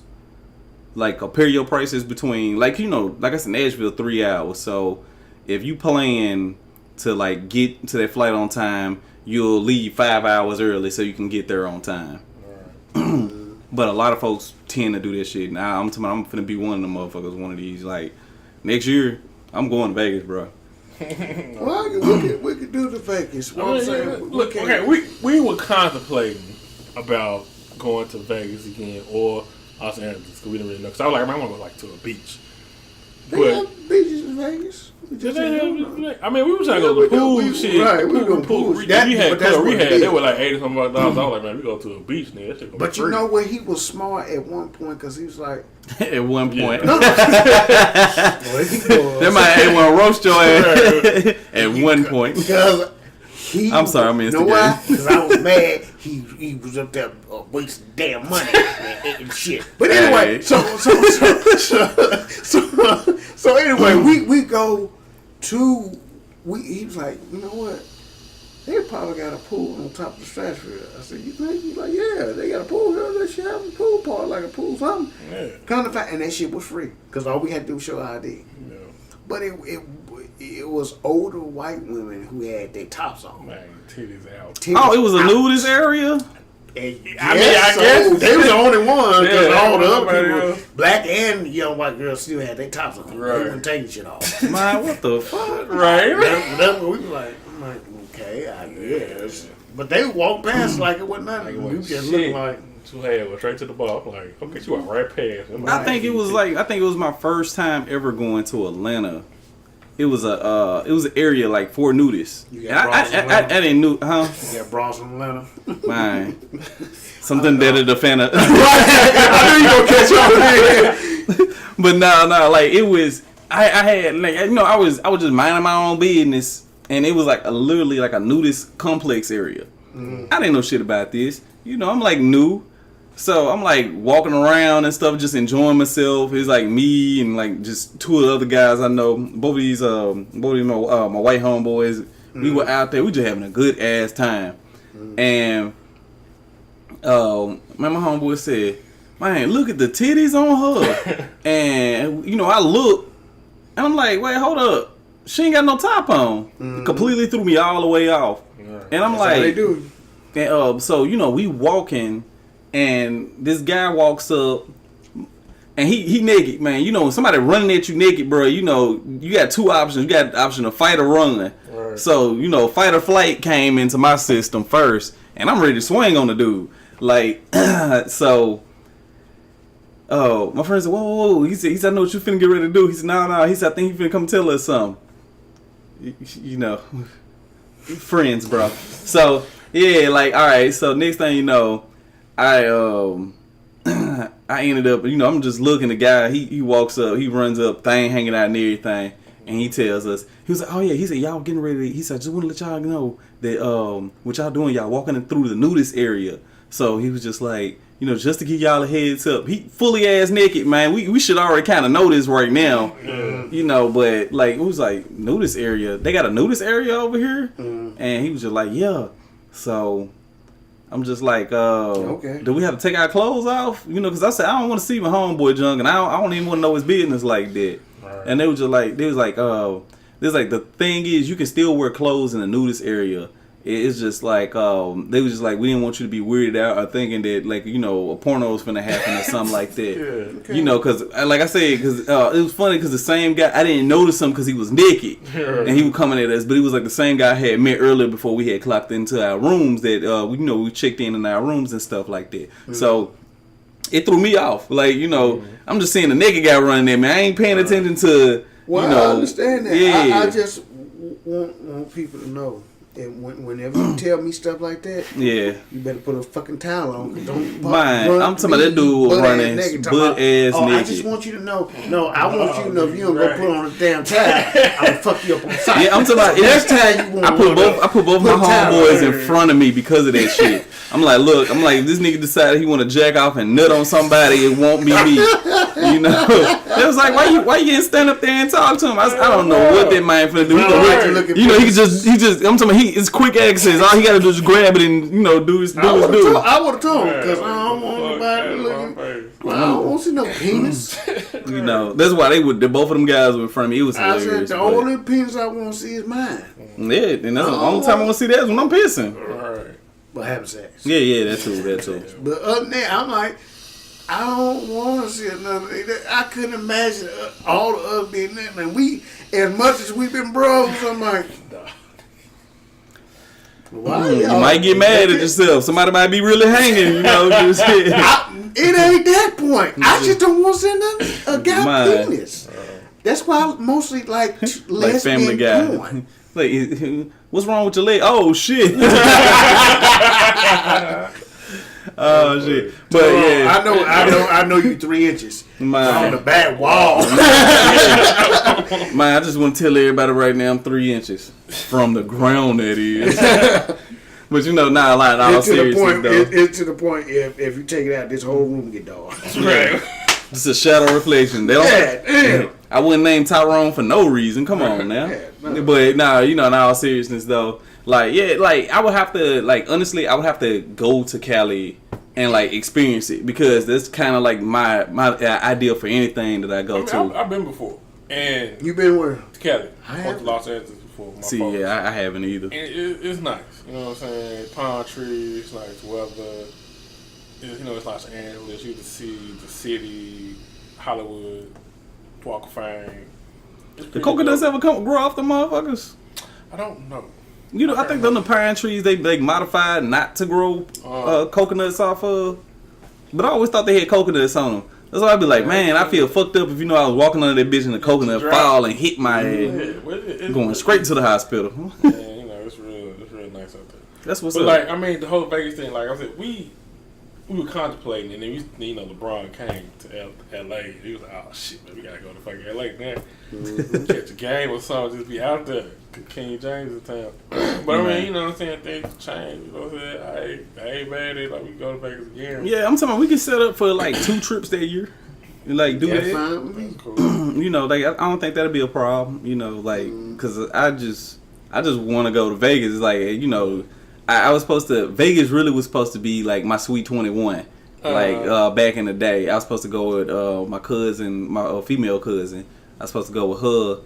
And we had like 3 more cousins who was going to come up there. And we was all going to, you know, play. And we was like, man, I hit 21, bro. All I'm doing is gambling. Like, I said, I want to come back. I said, if I come back broke, I'm still finna come back with a smile on my face. Yeah, that's how it is. You know, like, that's just, you I'm know, gonna tell you wild this, out. though, that kind of bums you out, though, about Vegas, and that's no joke. And as much as I say it's the truth. Every time you go to, when we went to Vegas, it was cool. I'm like, okay, walk down the street. I'm like, okay, there's a homeless person. I'm saying, okay. Then I seen some people.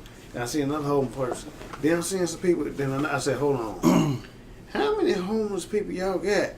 When I say I literally count almost 20 homeless people on the strip, I'm like, what the hell? But you know what? It's like it's worse in like Memphis though. You know, Memphis. Well, you expect that in Memphis. Yeah, but in Vegas, in a strip, you trying to have fun. Memphis, okay, let's tell the truth.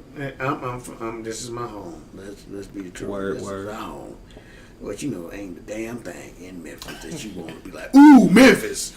You know what though? Like, I ain't even gonna lie. Me and my wife, we actually took a horse ride for the first time. Like, I think about like 3 weeks ago, and it was fun. I learned a lot of educational shit, man, on that horse ride. But what I'm saying, Memphis not known for gambling. It's not known for having fun. Memphis ain't got no casinos at all. And you know what? Speaking of that, we were talking about that. We was like, man, instead of having the Bass Pro fishing down in the pyramid, it should turn into the casino. But they don't. Yeah. The thing is, they have to go through so many procedures for them to have a casino, though. Mm-hmm. That's the only thing.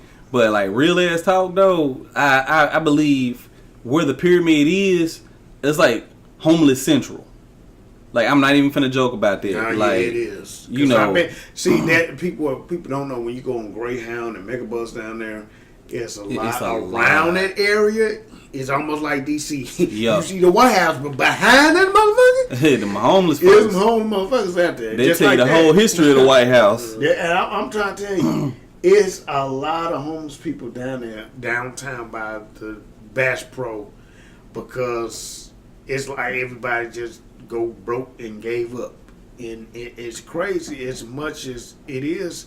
That's what happened in Vegas. And I believe a lot of people, once they lost that money, they lost the house. So ain't no sense we get back on a plane to go to a house I ain't got. Yeah. That's how they feel.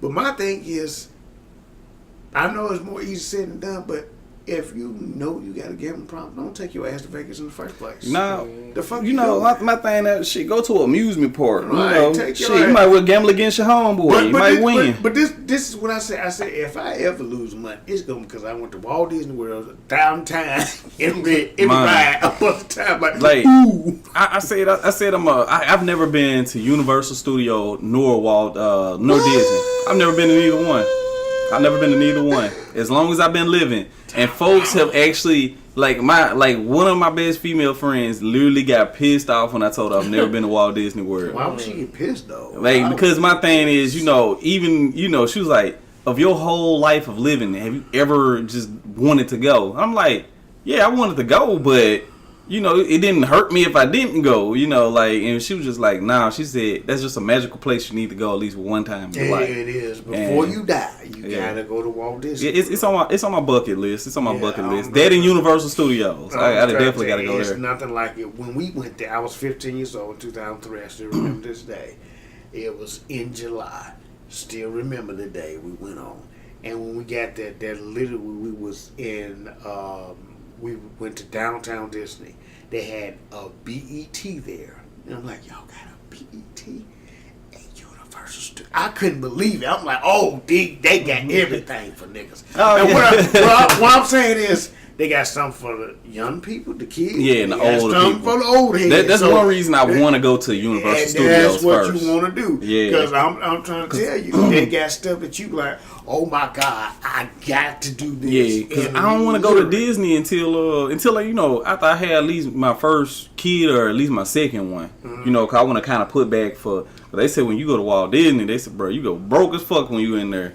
They say because your child gonna be like, I want that hat, I want that, I'm gonna tell you know. this, and I promise, and I kid you not, well, not you, but you been to Five Guys? Oh hell yeah, I've been Five Guys. I'm gonna tell you, they stuff is just like Five Guys. For a full combo, literally, it was me and my cousin, but it was in front of us. It was my uncle and his niece. And his daughter. So we was in line, literally about to get something to eat because we was hungry for a hot dog and some water. And I think some fries or whatever. The bill was $21 and something cent. One hot dog, fry, and water. How the fuck one hot dog? Nothing on it. It ain't no special hot dog. Ain't no chili cheese. Ain't no magical hot dog. What magical hot dog? It was a hot dog that I could cook from Kroger's right now if I wanted to. On the plain piece this of might bread. gonna make me be that motherfucker who walk into Walt Disney World with fucking food. We did. No, but you can't because they check your. They check your shit. Yeah, except the women, they don't check their purse. Put in your purse. But anyway, when I said, I kid you not, it was $21. I'm like, what the fuck did that? So me and my cousin, we both looked at each other. Nah, we good. We'll wait to go outside. When you get outside the studio, you fine because everything is normal price. Yeah, because somebody was telling me, like, they said, yeah, they even sell beer outside of it. And I was just like, wait, what? They sell beer? And I was just like, man. Tell me real quick, do you like Popeyes over KFC or you like KFC over Popeyes? I pick Popeyes any day. Man, any day. Thank you. Like, so anyway, so when we got there, how about this? J Pirtles? Which one you pick over? J Pirtles or Popeyes? Now, see, I haven't.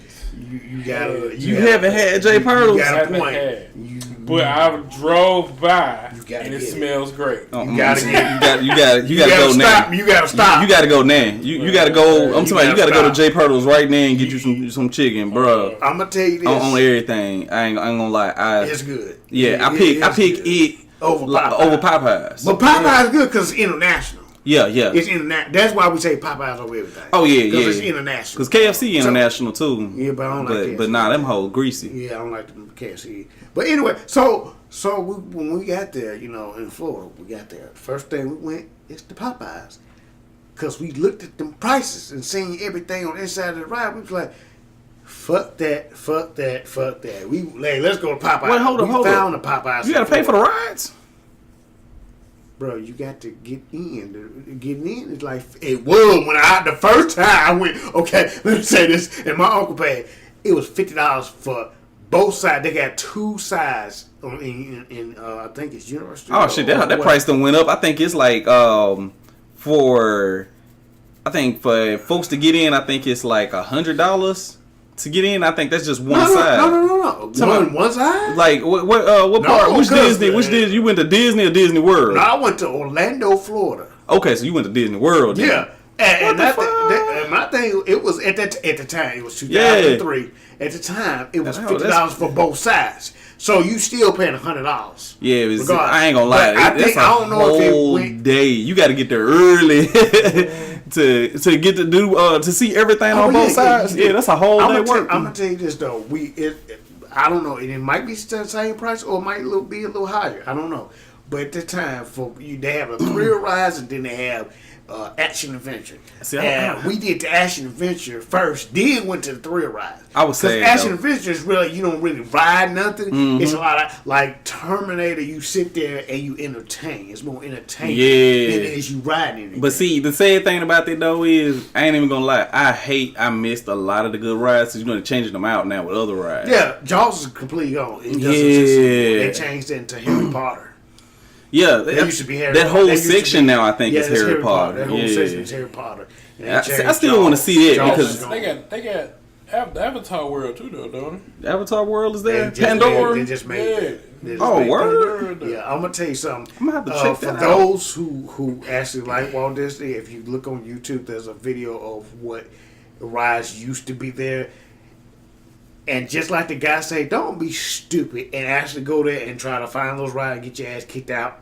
Oh yeah, you talking about that other area, like the swamp area? Don't do that. No, that's the worst thing you can do. Some of y'all, and let me tell you this. Once again, I ain't trying to sound racist, but it's a lot of white stupid idiots. There's some black ones too. Don't go over there and try to find this shit. Actually, just enjoy the video of watching what was used to be there. Stop trying to, when I'm going to try to find it. Okay, well, you get kicked out forever. That means every Walt Disney World. Not only Orlando, but in California, in China, all of them, you can't go because they got you on the list and your photo, like, this is what he look like. He can't come in. Yeah, they get your whole licensing information. Don't be that stupid. But anyway, this one dude, he did it. I don't know. I guess he had permission or not. I don't know. But he did, and he showed what rides used to be there. Like there was before Tomorrow, it was the World Tomorrow, something like that. Yeah, and they changed that up to Tomorrowland or whatever. Yeah, I know they had the Tarzan thing there too. Yeah, they had a lot of stuff that used to be there, and they changed it because times have changed. You have to change. Because I know they were gonna do the whole Mulan setup over there too. Yeah, man. Because right after the Tarzan thing got successful, the tag on the side of the shirt. On Nike, I don't understand it. That's got to be a new thing. And it's irritating the fuck out of me. Man, I wish I had some scissors. I cut this whole off. I got some somewhere. Give me a sec. Well, but we doing it, all right, we'll go ahead and hop into the next one. Like I said, but I have to check it out first and see how I like the vibe. I have to go there probably like twice to make my decision. That's just how I am. Okay. Like I have to come back and then see like if the weather changes or some shit, which I heard it really does change. Yeah, it really does. But I have to go back there like when it's wintertime here. I have to go out there and see how it is. But so here, Michael, what was the other question? Cause I don't forget. You had the one sayings. Yeah, I want to talk briefly about like sayings because it's like it's so many sayings out there. Like, it's like sayings out there that says like great things come in small packages or big things, small packages or whatever. You know what I'm saying? Which is kind of be true. Like my iPhone came in small packages, great, but then my TV came in a bigger package. And I like that. You like that just as much, right? Yeah, just as much. And then, like as far as dating, we talked about earlier about how like opposites attract or whatever. But then I also heard, you attract what you are. I heard that's the same. Well, I got the same too. I don't know about that one too much. Like my thing is, when it comes to that, I think honestly what they mean with you attract what you are. Yeah. Like I honestly mean what that means is you attract exactly like if you like hoish ass women, in yourself you are a hoe. Like because I can agree with that. If you have sex with someone who's easy, then you're easy yourself. Yeah. Like my thing is because at a certain point in time, a man can sleep with like 40 different women and not be considered a hoe. Now we got the slut walk and now these motherfuckers walking in there. But my whole thing is so they can get fucked. I'm talking about that's what it is. But my whole thing is you come off when you said oh man, the things that you like are the things that reflect your character. Right. Like my thing is I'm married. I love being married. I ain't got to worry about shit else on that. I like to have a good time. I like sporty stuff. I like video game stuff. I like to play gambling games and stuff like that. I like to do different things that I did from the previous year. That type of stuff, and I always like to do that. Like next year, I plan on traveling a little bit more. Y'all niggas, we definitely doing that shit. So, like stuff like that, I always want to try something different from the year before. I got you. I'm gonna tell you this is another. Since I ain't go to Vegas, I want to go to Vegas. All right, go ahead. We know there's two sayings that I have. One is this, and it's tripped out. they always say this: you can't have your cake and eat it too. What the fuck does that mean? I can't have my cake and eat it too. Yeah. I like cake. You can't tell me I can't eat my cake and eat it too. Like the thing with that was made for. Like, from what I know of the knowledge of you can't have your cake and eat it too, is like, let's say you, like, all right, back in the day, you have a person who would pray for, I want a higher paying job than what I have now. Mm. You will get the higher paying job, but it's not that you don't like the job. Mm. So that's when the people will use the saying, well, you can't have your cake and eat it too. That means that you asked for this, right. You got it, and you got to deal with the bullshit. Exactly. Because it's a lot of time with the high, and it's true, the lower paid jobs too. But the higher job, the cost, like the more money they pay you, the more bullshit you got. Yeah, the more bullshit and responsibility you have to take. So like that's where that saying hit from. Then all of a sudden it became, I think, in the like early 70s, where folks were saying that with the whole thing of a guy could have a wife and then a mistress, but they could like in certain places you could get arrested for having a side chick, and that's when folks was like, well, shit, you can't have your cake and eat it too, like that's where the jokes and stuff started to become of it. But it's a stupid thing, because if I'm gonna get cake, I'm gonna eat the shit. That's just simple. Cake. I like cake. But and here's another one: is that you are what you eat. So if I eat chicken, are you say I'm a chicken? Right. Huh? I love chicken. I love Popeyes. The thing with that saying, and see, I always like never understood that saying at first. Thank you. But now it makes sense now though. So I'm a chicken. You're not a chicken. I eat chicken almost near them every day. Right. But the thing is, it's saying if you eat healthy, you'll be healthy. Like if you eat plants and you eat, your veggies, and you eat, lean meats and stuff like that, you will continue to be healthy. Exactly. You can catch them on sale though. I ain't gonna lie, the lean meats you can catch on sale. I ain't gonna say nothing about the vegetables, man. Them shit chicken be weird is like prices. Chicken breast, if you can get a good price. Chicken Piggly Wiggly right down the road, bro. They got the good sales on meat. Yeah, they do. Shout out to Piggly Wiggly. Yeah. But but you are what you eat. Is if you abusing your body by constantly eating cake and stuff like that all day, your blood ain't gonna be able to break down sugar. You're gonna be a diabetic. You are what you eat. Man told me one day. I know what you tell her what I did. Tell her what he told me. Oh god. Right, so it was me and him and his mama, and I had to take his mama to the grocery store. And we were waiting for her to come outside. We sit in the parking lot of the car talking and shit. And this girl came out the car. No. The parking lot. It was two of them. And they were big women. You know what I'm saying? And I was like, man, food taste good. But ain't that goddamn good. What I said, I'm up here on the window laughing so hard at this food. I literally pictured that. Like, it was like, it's the truth though. He said, I know food good, but it ain't that damn good. Boy, I fell out laughing hard as hell. Yeah. I said, he got a point. But if you look at it, even though we laughing, it's the truth. Yeah. But I'm gonna tell you who told me something. On the next podcast we do, like I said, we're gonna talk about like bullying and stuff like that. So like I said, I definitely gotta have y'all back pretty soon. But anything else y'all wanted to throw out there before I end it? Still on the same topic. It was one like I feel like it's a very vague saying. It says everything happened for a reason.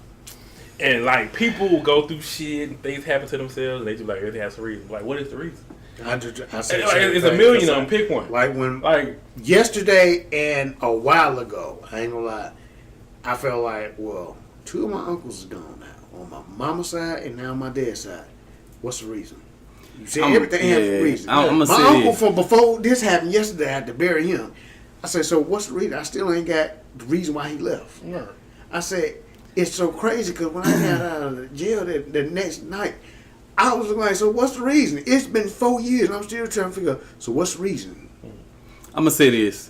When it means everything happens for a reason, like it's normally like signifying that when a person has went through hell like even with Buddha, you know, it's like, you know, living is hell. You know, like you're gonna go through it, but there's always better things that you have to look at as well. But like when it comes to, you know, everything happens for a reason. That used to actually be one of my catchphrases for a wrestler name that like a wrestler that I had came up with.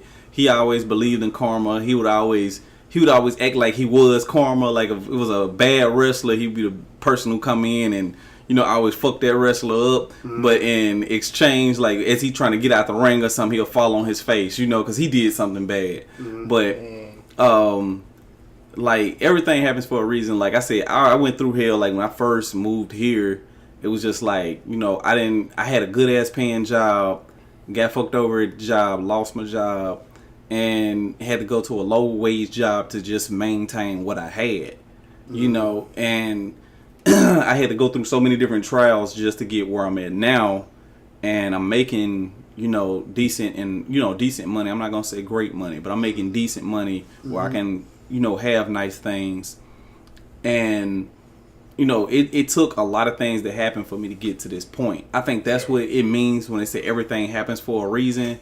So, you know, it's just like, you know, as long as you continue in doing good and stuff, it doesn't really mean that when someone passes or anything like that, it literally means just you at that moment. You know, when you're going through shit, things are going to get better. It happens for a reason, though. It happens to either make you stronger or make you weaker. Those are the only two options you have, like, anyway, of survival. You're either going to be weak or strong. So at the end of the day, that's how it is. That's really what it means when they say everything happens for a reason. Okay. Yeah, it's pretty deep. But is that it? That's it. I'm gonna sing a song next time. I will. You know what? I'm gonna let you sing a song next time. We time. ain't talk about sports too much. Like we do that on the next one. No, all right. We'll do that on the next one. You know, you can talk all the shit you want about whoever you don't like. All right. This is man. You know, we definitely gonna talk about that shit on the next one. That's gonna be the whole one, all just shit talking. All right, y'all. I hope that y'all like this. We talked about relationships. We talked about just fucking karma, vacations. Would you live in California? We talked about. Well, I already said Sands, didn't it? Yeah. But the main topic we started off was relationships. And then we went into California. And after we did that, we also talked about the education system and our personal opinions on that as well. Yep. I hope that y'all guys got a lot of information. If you feel the same way on some of these topics, leave a comment down below. If you like this podcast, leave that thumbs up. I got other podcasts that you can go to if you just want to dabble into that. And don't forget to subscribe.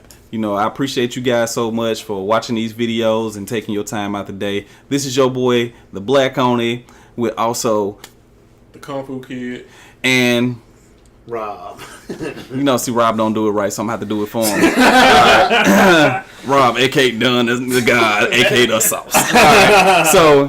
All right. We're gonna see y'all later. This your boy Black On It. Signing out in 3, 2, 1.